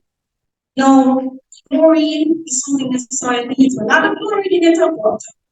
Zinc, boron, copper, manganese, iron, sulfur, magnesium, calcium, potassium, phosphorus. Does this look like something you would see when you move and something goes for them? This is the so pretty much choosing a man, the soil matters. And how you care for the soil matters. And that's why often we have a couple of brethren living in the country. And the gentleman said, why can I get myself work and I'm get some fertilizer? And he knows them too. But he added to him that I know what he doesn't know, he's making it worse for himself. Because as time goes on, all the microorganisms die, the soil becomes dependent on food. The soil can't feed itself. The plants can't get stuff from the soil. The soil becomes like a barren. Thank you. There are great laws that govern the world of nature, and spiritual things are controlled by principles equally certain. What you sow, you shall reap. And so the word says, the means for an end must be employed if the desired results are to be obtained. Those who make no decided efforts for themselves, who are not working in harmony with the laws of God. So, brethren, if you get on and I was a boy, I'm just going to show them my potatoes here, my tomatoes there, I'm going to come over here and put a little bed, I put my herbs there. What does it say? We're not working on it. They are not using the provisions of the Heavenly Father, and they can expect nothing but what? Meager returns. When you come by and say, you want me to return? Oh, you know what's funny? The Great Depression, all the people living in the cities sent their children to be in the country. Said, you know that? They sent their children. They worked on the strangers' houses. I mean, fed them in exchange for work. Brethren, we don't want to only have enough to feed ourselves and our families. We want to feed others. Now, this is a picture of mulch. Now, this is wood chips. It's a lot cheaper in the US than here, for sure. And on top of that, you need a wood chip machine for someone else to make it more cost effective.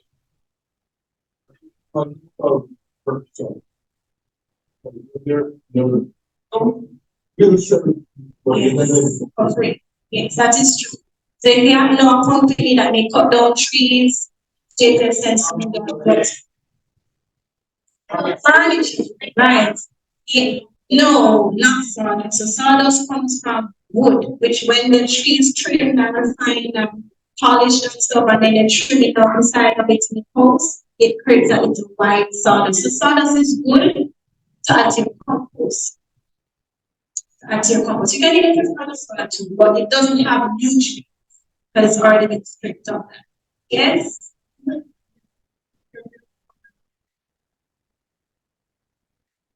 Yeah.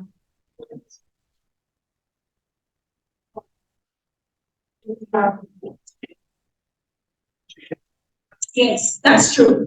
So that's what I'm saying. This picture, that's true.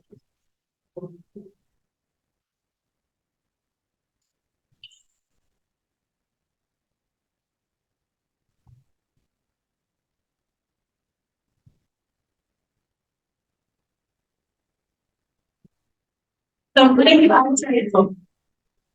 Yes, I'm going to give some alternative. But as I said, this is just for the picture. It's not the most accessible. We have to find the most accessible books. Right? So if you actually, yes.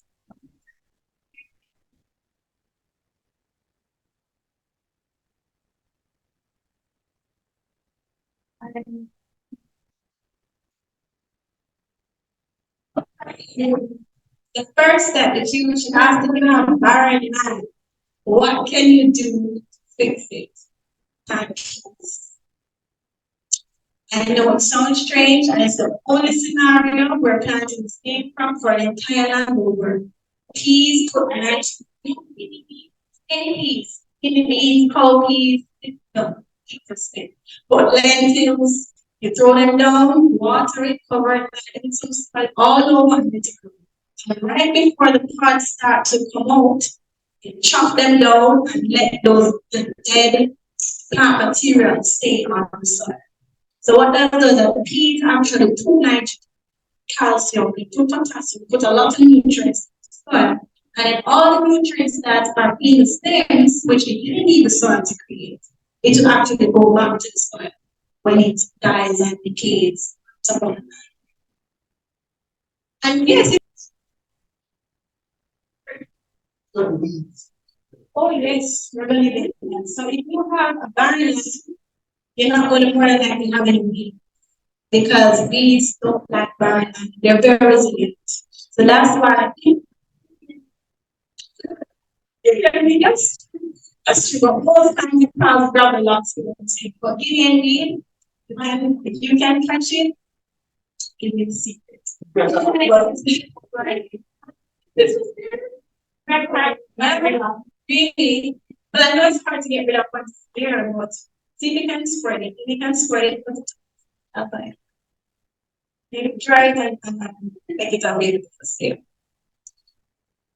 Compost is because sometimes someone might have a 3-acre land, a barn land. Imagine making compost for 3 acres of land. So lots of work. Imagine driving and getting dead leaves for 3 acres, 5 acres, 10 acres of land. Huh? Go to the market. That is true. That's also a lot of work. So what we can do is just, and you can turn it into a business. That is true. Yes, turn garbage into compost. Start with some weeds, you know. Okay, so mulching. Mulching is a practice. Compost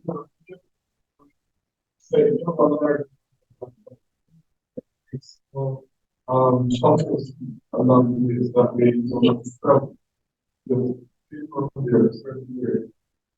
That's true. That's true. So what he's saying is that we have a land, we can make a large land, you can make different compost heaps along the lands as you walk, you can see that too. So if you go all the way up the road, you don't have to come back down without far away for a compost.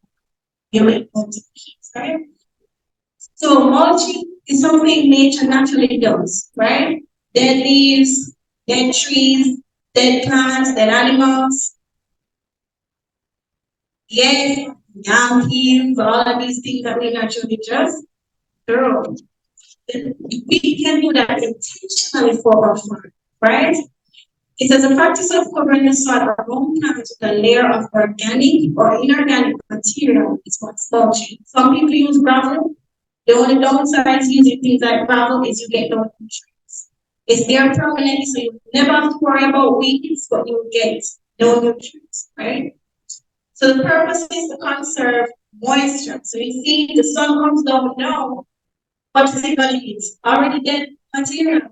It's just like when Jesus takes the brunt of our sins, right? When the wrath of God, yes, like this when it's all over the world comes down, we are shielded by Christ's sacrifice. Same thing when they're covered with all that mulch, the sun comes down, the soil is protected, right? It also suppresses weed growth. You can see there's no weed anywhere along. It regulates the soil temperature. You know, the soil is almost like a newborn baby. You have a newborn baby coming out of this born, and then they come out and you have to put on the clothes on and go outside because it can't regulate the own temperature. The soils can't do that. Right? So you have to help it. So if it's too hot, the mulch helps it to stay cool. If it's too cold, the mulch will also draw up water to make sure the soil is warm enough. You know that? So that is good. Right?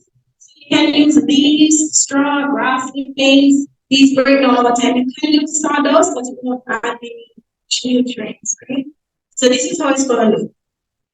Nice, neat. Neat.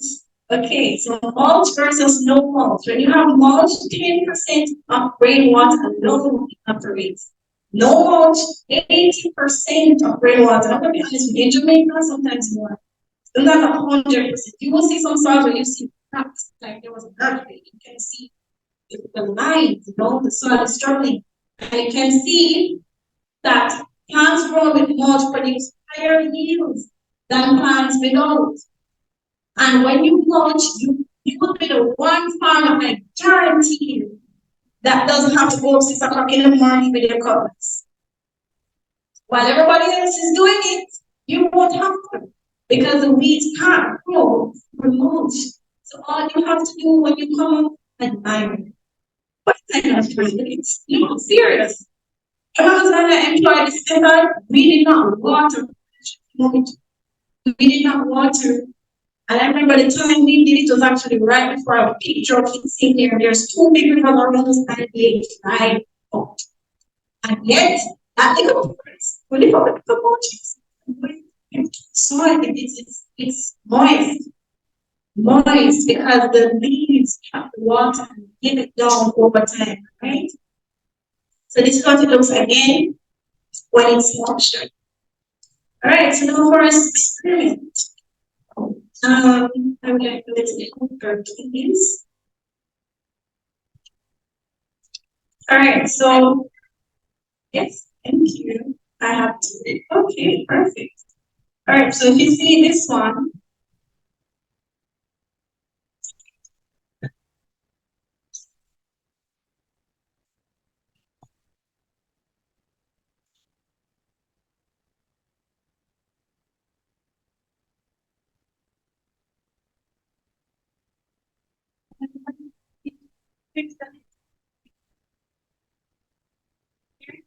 and everybody just go there.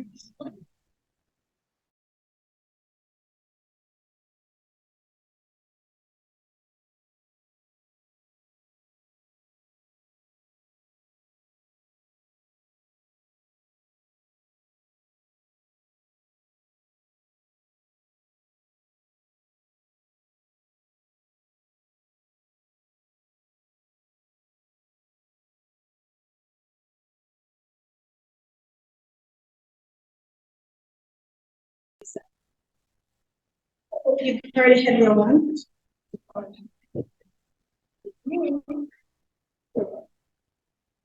I will one at a time. Let's do this one first. Okay, please. One minute or more.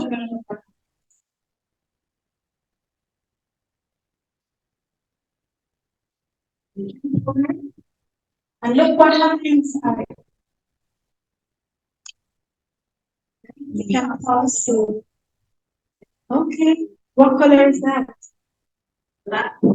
All soil came out. And I'll tell you something, nutrients is lighter than anything else in soil. So nutrients will be the first thing to come out. Oh, I'm so sorry. Right now, let's do it. Maybe you pour the water and then mommy catch me. And you can pour it a lot more in this one because the organic matter actually absorbs the water. So it will probably take a while. And see how long it's taking to run out? Wow.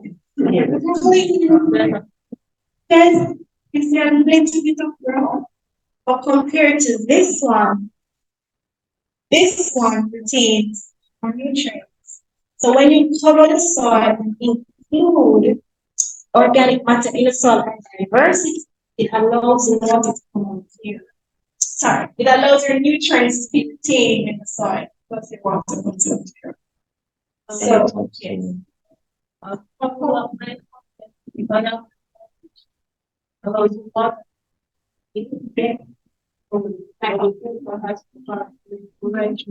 Right, thank you. What she just said is that the mold acts like a fish.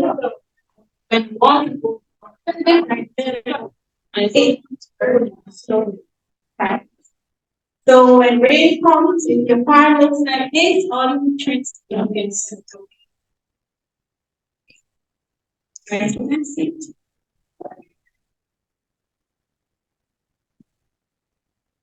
Great. And this is what ends up happening when you're in a drought. There's no nutrient soil. Have you ever seen none that looks like this? Quite often, right? Like this. Yes. So now we know, for example, coverings. So what do we have? What else do we learn? When you get the land, you want to see what soil it is. Okay, we want to cover the soil. And it's right, in the soil by covering it. Alright, so cover crops is what my friend here asked about. She asked if your guideline was 50. No, cover crops increase fertility, prevent weeds from establishing, and they also help your soil build up structure. So if you get a plant and it goes to the picture, it's just sand, it's just dust, it's just gravel, planting peas, alfalfa. There's a grass that grows like a weed that cows eat. I think it's called napier grass, napier grass. We call it progress. We call it progress. One grass that it's the one grass that goes up, right? If you actually just go to the country and just dig up some of that and just bring it, just start to work, just plant it through, it will actually do a lot more than peaceful. Ever wonder why cows are so big, so nice and muscular, right? Herbivores are actually the largest creatures on earth. The some herbivores, the elephants, rhinoceros, buffaloes, goats, gorillas, oh yes, elephants, yeah. So we need to make the soil nutritious in order to get nutritious food. That's when we eat it and we say, yes, I'm eating healthy food. And people look at us like, oh, really?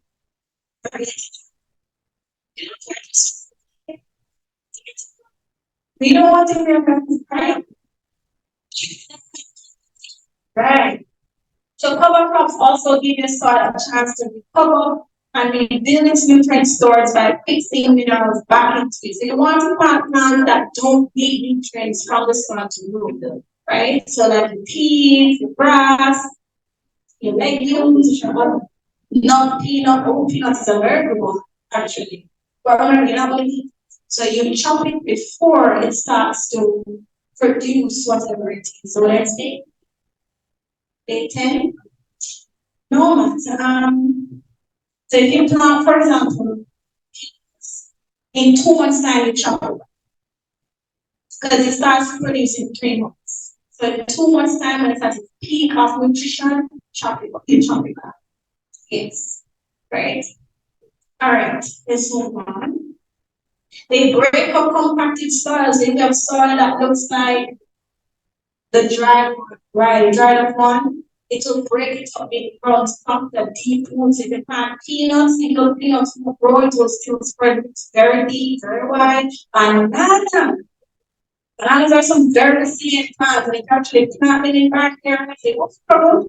But the deep bulbs of those plants will break up the soil, make it moist, and you chop up those bananas before they produce. And I think you can get 100 bananas of 1,000 or maybe 2 kilos. So you just go through plant them and you continue shooting up suckers and you have healthy plants in no time. It says no one can succeed in agriculture or gardening without attention to the laws involved. It's almost like you can't go to school, don't do your homework, don't study, don't listen to it to come out with a reward. You're not thinking because you're not going to. It says the special needs of every variety of plant must be studied. So if you want 10 different plants in your farm, you study. So the special needs of every variety of plant must be studied. I am one of those when I was there in my country, and I was like, yes, I'm gonna go check on this, I'm gonna go buy some shelf, I'm gonna go do this, I'm gonna go do that. Wrong plan. Kind of both where I didn't keep thinking, I want to want to do. Okay, I want to do, I want to show, I want you ready, study, I want to quiet, my very strong. Right? The different variety require different soil cultivation, right? And compliance with the laws governing each of the conditions of it. But it's true because if you plant a coconut in Manchester and you don't do anything else in the soil, right? Now let's ask another question. If you go into Portland What are some of the stuff that you? Right. Oh, somebody said, no, what doesn't grow?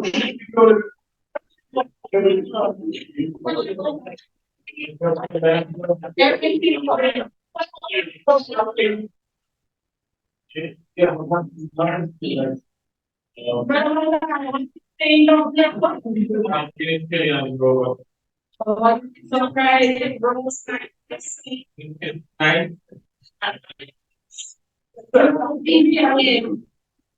so around opinions of iron, so where they went.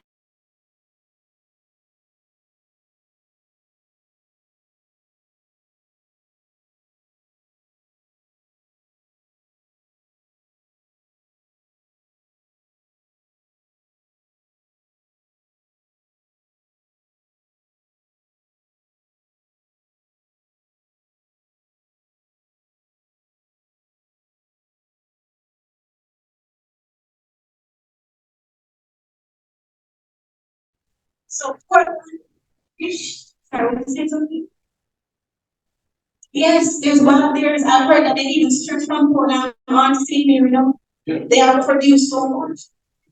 Mountains and mountains, right? And they make very well. Yes.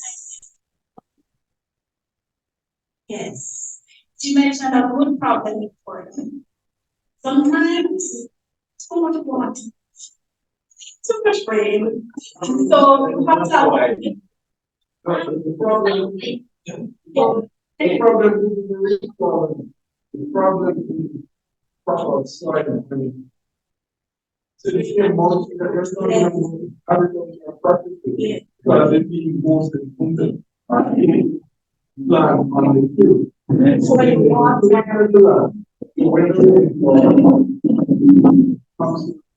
Using a lot of because the land is to be spent. What the cost?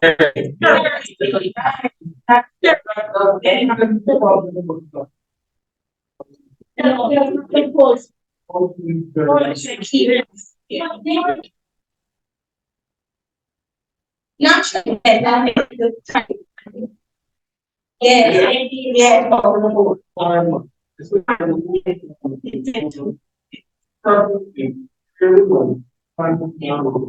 Yeah.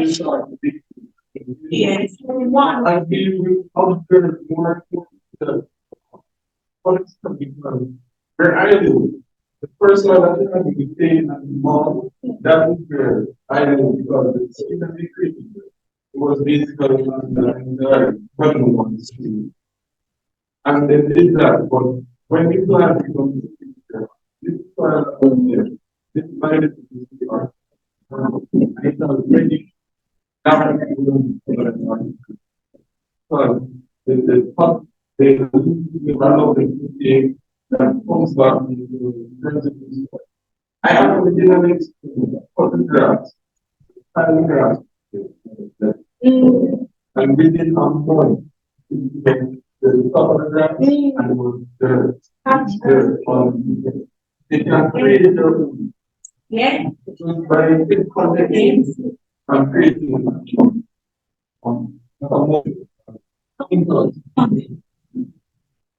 He said something very cool.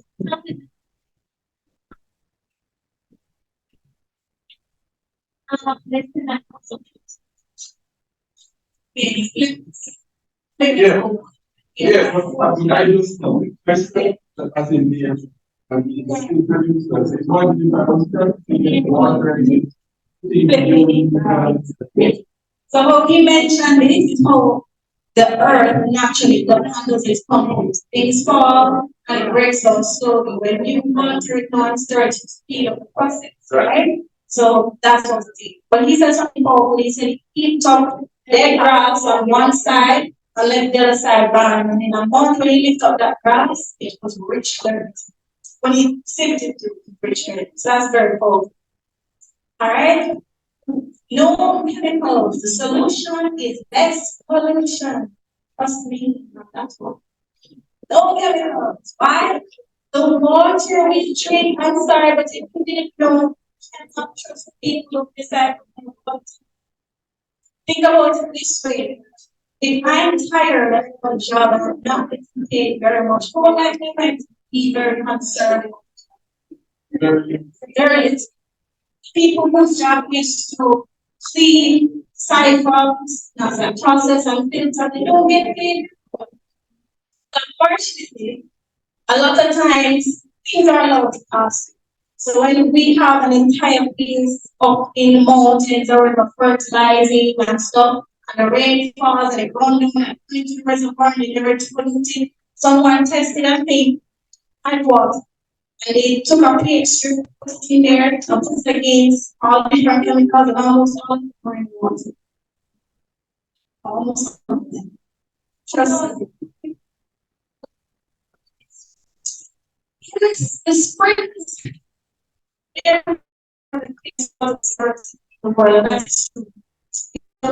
destroy rather than causing much. But can you imagine if we did was just small? You know, there was a geographical expert that said that the shoreline of where poor oil area is. And I said, oh, it's shrinking. That's not in a one side. So we have to really take care of it, okay? Then we go forward. Chemicals destroy the soil microbiome. Remember, we call them the good guys, earthworms, critters, start to work it too in the cockroaches eat a bunch of stuff in the soil. That's a lot of That's the outside. yeah, nothing but right.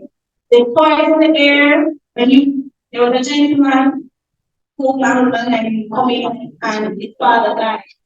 And right before his father died, a week before he said to us that he was begging and doctors and stuff to do for him. And we don't know what we tried to reach out. As we were reaching out to people, and finally came back with silver. It's over. As we got the treatment to pass on, he froze. But what we didn't know was that he had been working with fertilizers and pesticides and herbicides for 30 years. You realize always wear masks. I remember when I was in the States and they were spraying grass and they said nobody on the grass for 2 days. It's crazy. So already somebody sprayed perfume over there, we didn't smell it here. So why would people with fertilizer doesn't affect us? It does. It poisons the food, layers on the fruits, the tomato skin is very thin, right? The lettuce. That's why sometimes you have a bad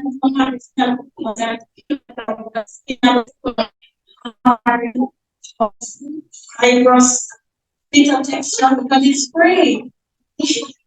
Yes. Yes, because I'm sprayed the actual food itself. So I have to peel and she was saying she had a similar experience. It increases the population of harmful, mutated bacteria.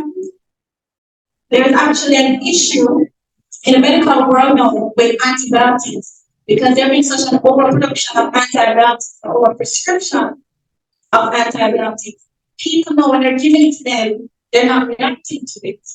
And because bacteria in the body has mutated to can handle it. So they have to be increasing the level of antibiotics have an effect. It's the same thing in the soil. Bad bacteria, those bad little guys, they're very resilient, right? So pathogens in the soil equals no food and equals lack of nutrition. It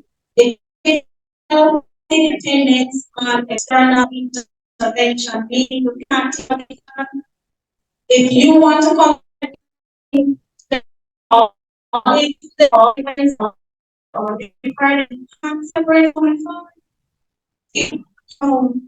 right? It would need you every day to turn it into a newborn child when you put chemicals in the soil, right? It causes compacted soil, nutrient depletion, loss of structure, degradation of plants, and soil-life relationship. Okay. So how do we combine this? Okay, let's say we can spray, we can use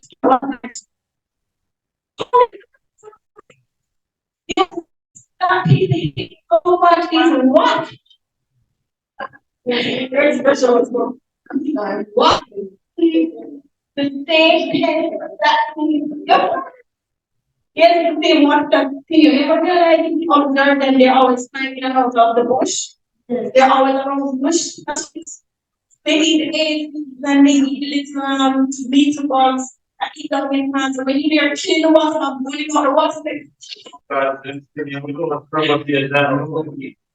yes, no, it's part of what's safe. Well, the thing about, I can understand people that how can So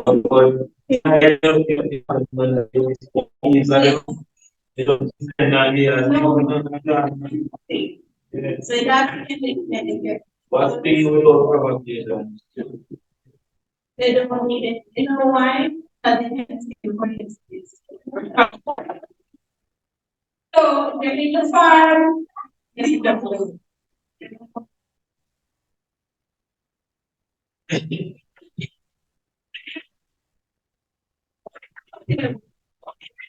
Look at them. All right.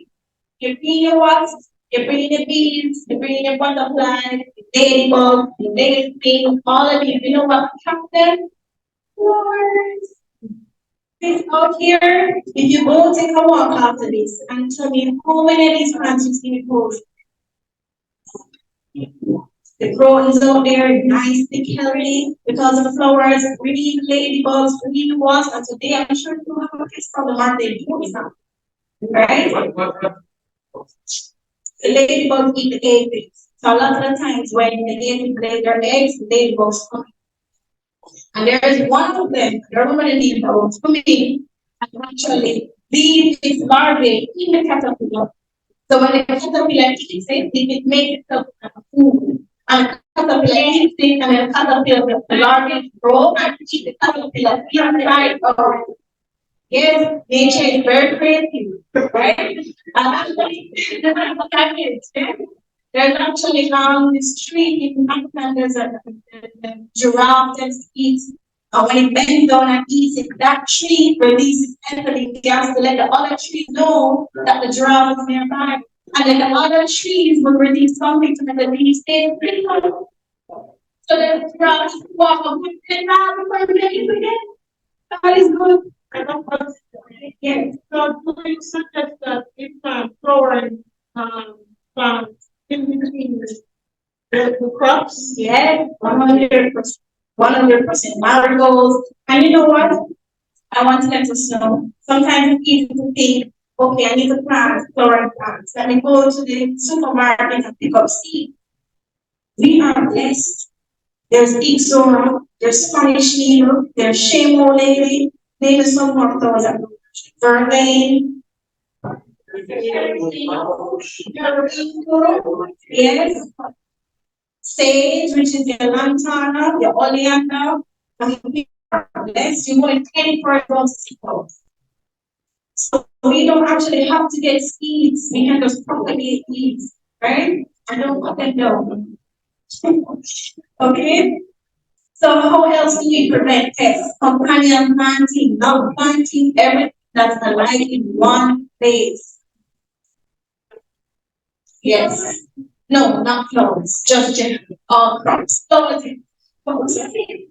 but everything else. So if you have a row of lettuce or cabbage, you might have peas, then lettuce and peas and lettuce and peas in the nitrogen, lettuce in the nitrogen. Lettuce put phosphorus, so next to it, onion. Onions eat the phosphorus that the lettuce puts.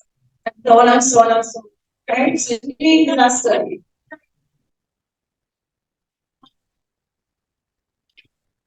She needs a good point to have plants that cannot be planted with plants. For example, garlic and any legume. Don't put garlic in tea. Garlic will stop growth. Okay? Tomatoes and corn, very bad in heat. Okay? So next you can make your own pesticides, citrus peels, orange peels, if you have to let them dry, blend them up in a powder, then on top of mulch that should be on top of the soil, that will help ward off ants. Cinnamon will help ward off pests, or you can make glue with scotch on it, garlic, and water, let it ferment on the counter, dilute it, and let it spray plants. It burn up your plant, that means it needs to be diluted.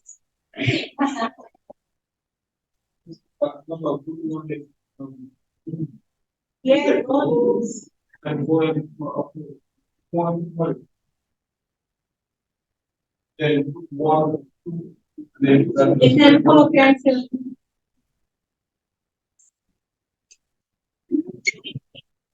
very good. Yes, especially in Portmore, you'll notice that you see a lot of new tree. And it's not just there to help with the mosquitoes, but it's also a pest. You can take the leaves, boil it up for 15 minutes, leave it to cool, put it in a spray bottle, natural pesticide. So people say they don't want to plant trees. At these times, I need tree. Oh, we have moringa tree. Banana is also a tree. Cinnamon tree. Eucalyptus. But some other ones will be. I know about fever grass, different. Yes. Them are only. Yes. That is true. We are to the homes in the country. And French plant. French. But planting trees. But plant them in between. Okay, so they can fertilize. What do I fertilize? This looks nice. It almost looks like the water that came up of this one, right? That's a nutrient water. This is how it's supposed to look. So sometimes when the river comes up and the river looks dirty, it's rich in nutrients. And the algae and the bulrush and all the little fishy nutrients and the water settles are clear. And they need total nutrients, right? So this is fertilizer only. I'm not telling you cut off. I want to tell you what. Okay? So this seed can be made from any green you see. Any weeds, grass, stinging nettle, comfrey. Now the type you use determines the amount of nutrients. So stinging nettle is very rich in nitrogen, calcium, iron, phosphorus, iron, zinc, and other stuff.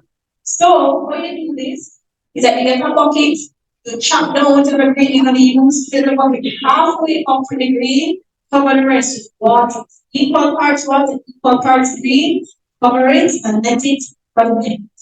When it ferments, it's rich in nutrients, right? Stinging nettle, it's stinging with the touch.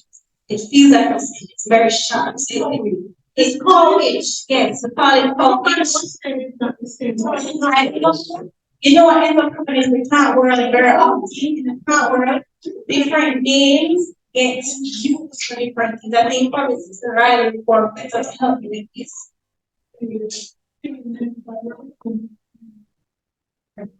So it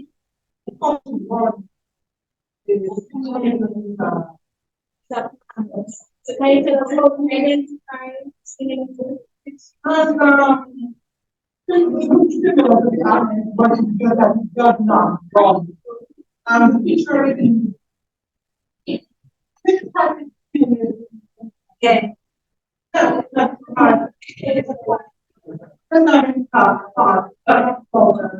It does not know.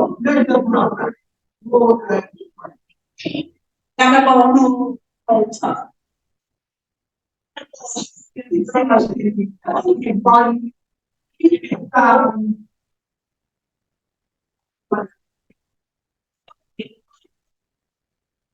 Okay. So for those of you here, the coach is the vine. It was similar to the nettle, but it's a vine. The nettle is actually a plant about 6 inches tall. That's the one that is being discussed here. But again, any green you have, the moringa leaves is very good for the school comfort. Comfort is so scarce now. I would feel pain if everybody did this with comfort. But again, it's good. It's just that it's so weird.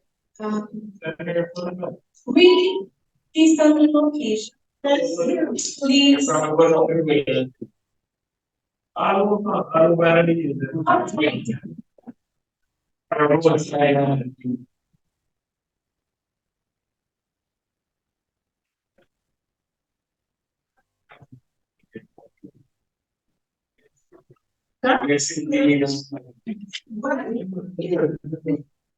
Yeah, this is important. It's already.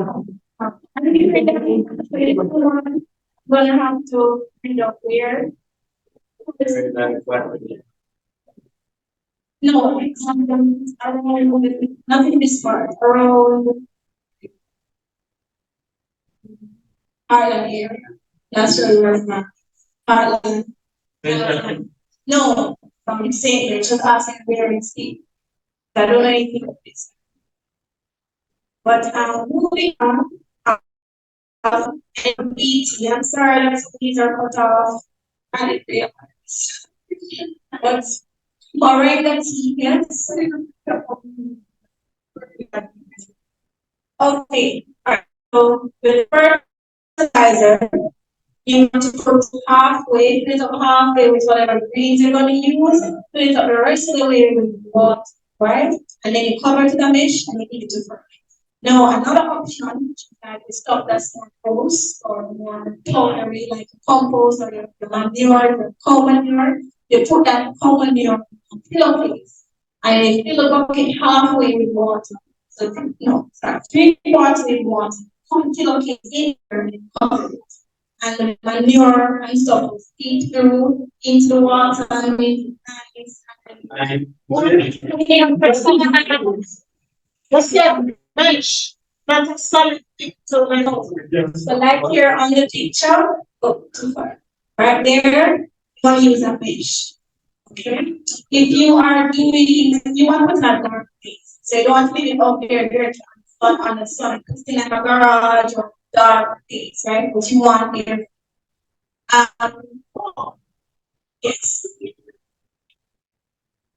So yes, I in a sense just part of the book. Fermentation usually is completely covered. So it's there is other some people some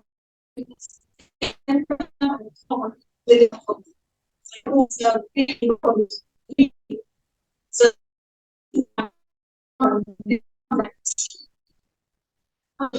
the garden then thank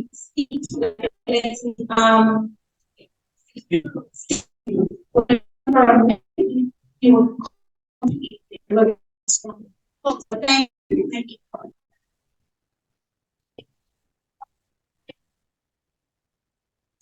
Oh no. So after it's fermented, you can use it until it's finished because the longer it is, just warm on the nutrients. It depends on how you use it. If you're using tofu, then I'll say at least 2 weeks to let it sit. If you're doing a fermentation, doing a thing, maybe about 1 month because it's not a fermentation. Okay? Fermentation. It's done. Yeah. Yeah. So for the purpose of the video, we're saying that when you're doing the fermentation process and you use up some, keep adding, you can keep adding raw material as well. Okay, so we're on the fish end. If the farmer fails to plow and sow, God does not work. Therefore, undo the results of his neglect. Harvest time finds his fields barren. There are no sheaves to be reaped, no grain to be garnered. God provided the seed and the soil, the sun and the rain, and if the agriculturist had employed the means that were at his hand, he would have received according to his sowing and his labor. So on the last handout, so this I've always spent time telling you what the worst way to farm. This is the best way to farm. And I know it's very important to many of us to pick up trees, being in a garden or being in a farm. Now, I'm not saying if you only have a plot the size of this school, you only plant trees. I'm not saying that we want to be practical, right? We still need children, we still love our people, but you want to plant where and for example, right?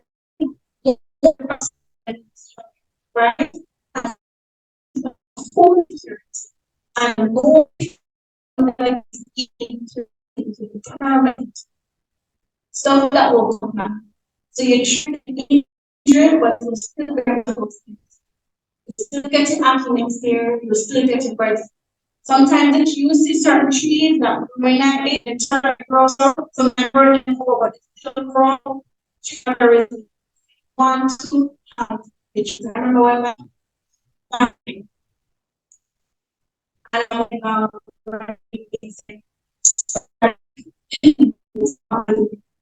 the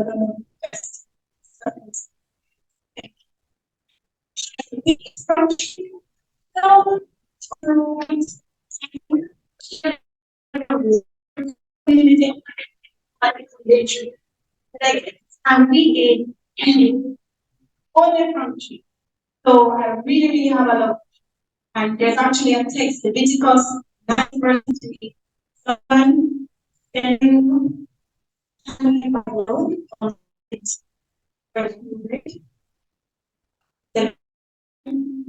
verse 23.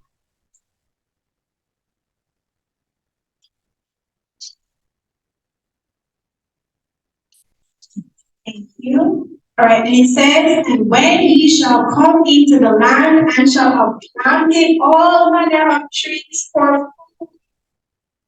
That's only part of the everyone good. He said, when you come into your land, what you do, and all manner of trees of food. I think about trees of food, trees of almonds, cashews, plum, breadfruit, apple, mango, star apple, here, I mean, majority of them trees, right? And they're the most resilient, right? They also give us fresh metals, they're also the most likely to produce because they store their water years to come. And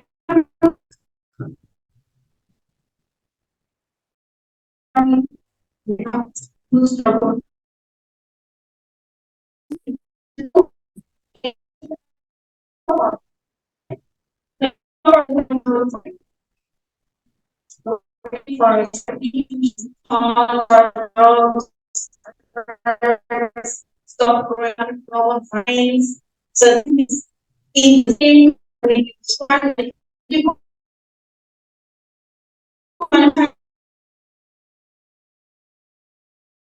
in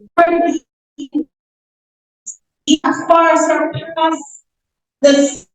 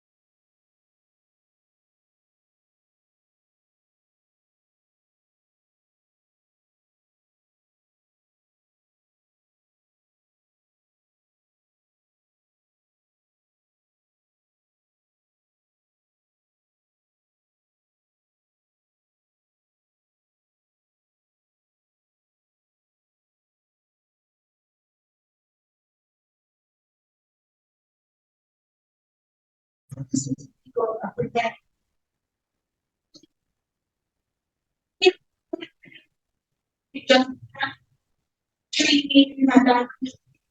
Yeah. It says, when the earth brought forth grass, and her yielding seed after it,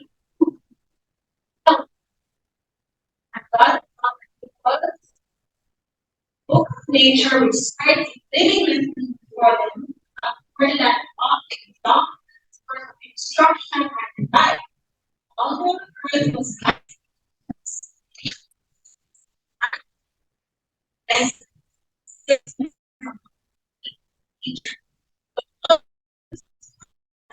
picture of unsurpassed loveliness. The God earth was what? No!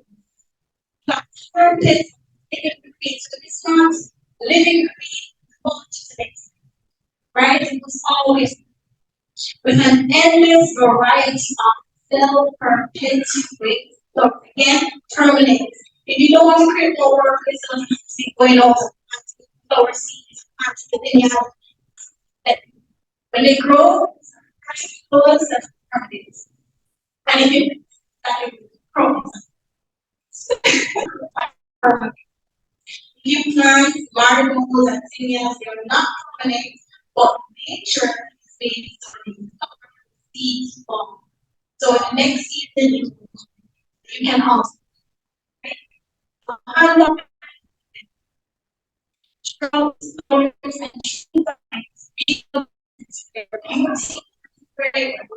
with many varieties of trees are laden with delicious foods of every kind, adapted to please the taste and meet the wants of happy island.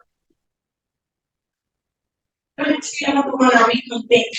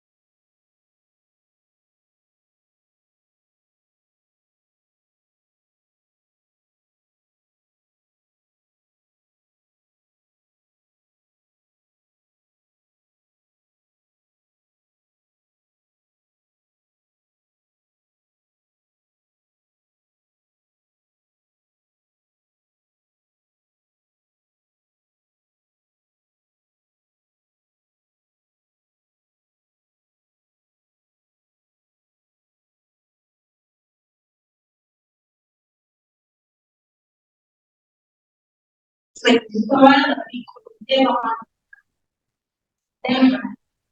we will try and we will not understand it. There was a story of a tree that was 2 years old, and they cut it down And here they came under a tree, but this stove was something breaking out was the king. And when agriculture first came and studied other trees were giving sugar to that mother tree. Right? They made us listen, all those kind of everything. They were trying to keep us alive. We don't understand. We cut them off or injure themselves. It's necessary. Okay? It improves production of other crops. If you plant a lettuce at cover tree, it will do better than fast. Lettuce, any vegetable at cover tree will do better.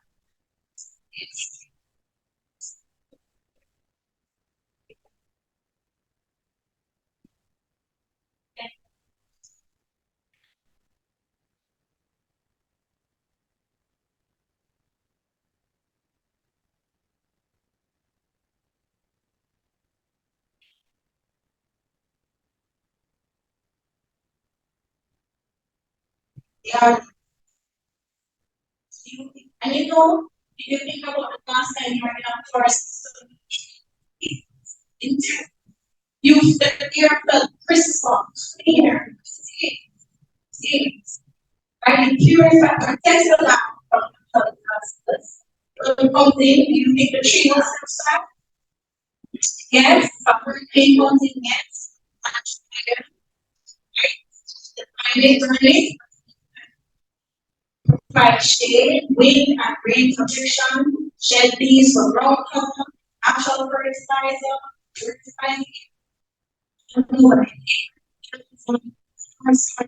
spray, and to kill off mosquitoes. These are poison against women. These are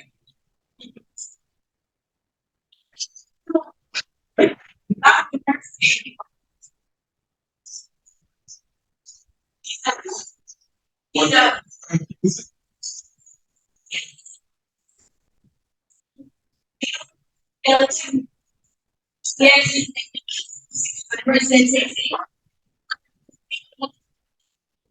Okay, so when it says, charts, yes,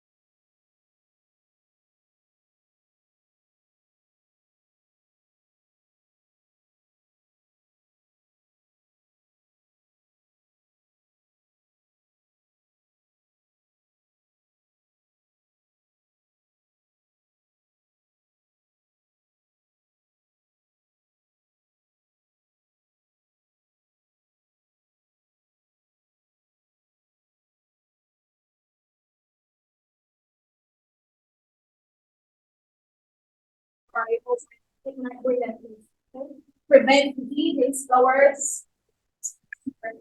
What is this for?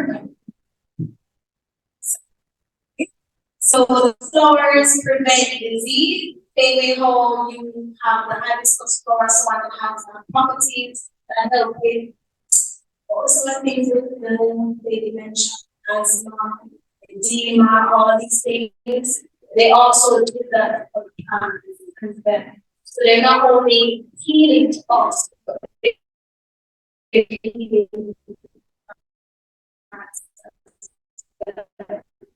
It improves biodiversity, it's beautiful, it's okay. The things of nature outside the Lord's island minister, given us to teach us spiritual truth.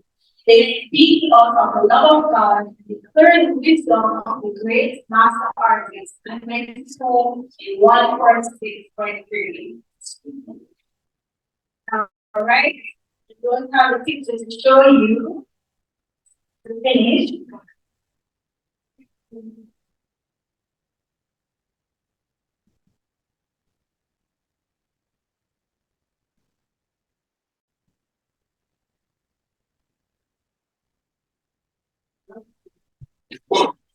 And when they see, so which I go ahead and write the look like. No problem. There's no choice. I think it's either one of prayers to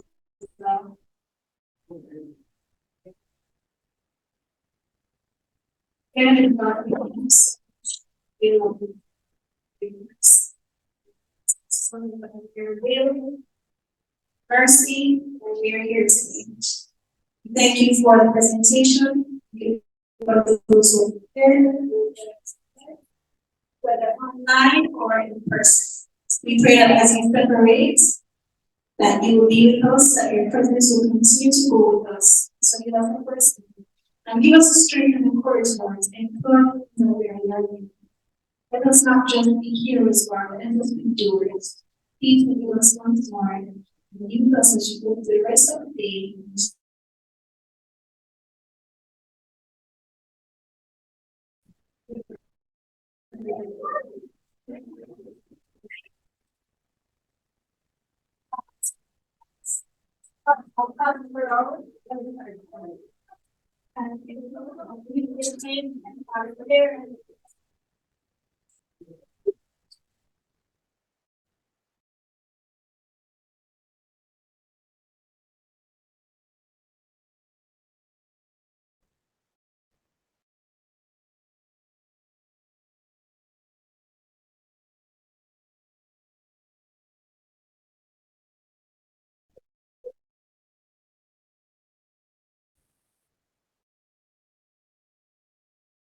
It is so want to come to that end, come to that end to our that lesson in gardening and farming.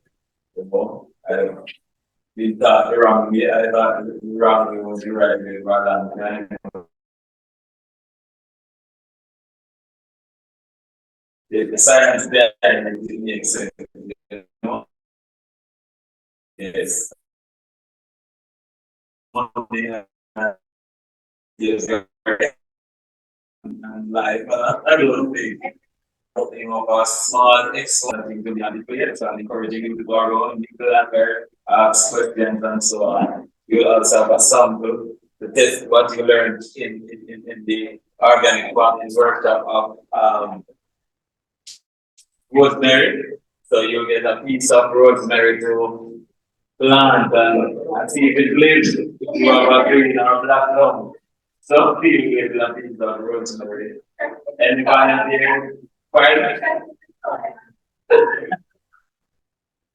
Okay, so let's see if when Susan is justified. Prove it. No, so fine. Yeah, you can take a sample and wow. I would recommend it run a garden and you get a video and share other.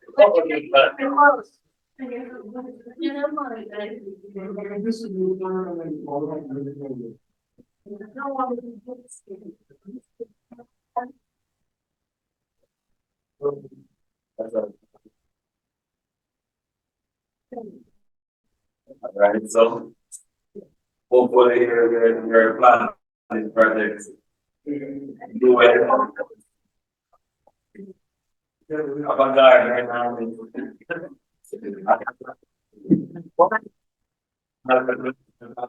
Yesterday, yep. How do you but yeah, that's a little bit more right. So Some people are gonna get rid of the money. So the other displays will be set up shortly.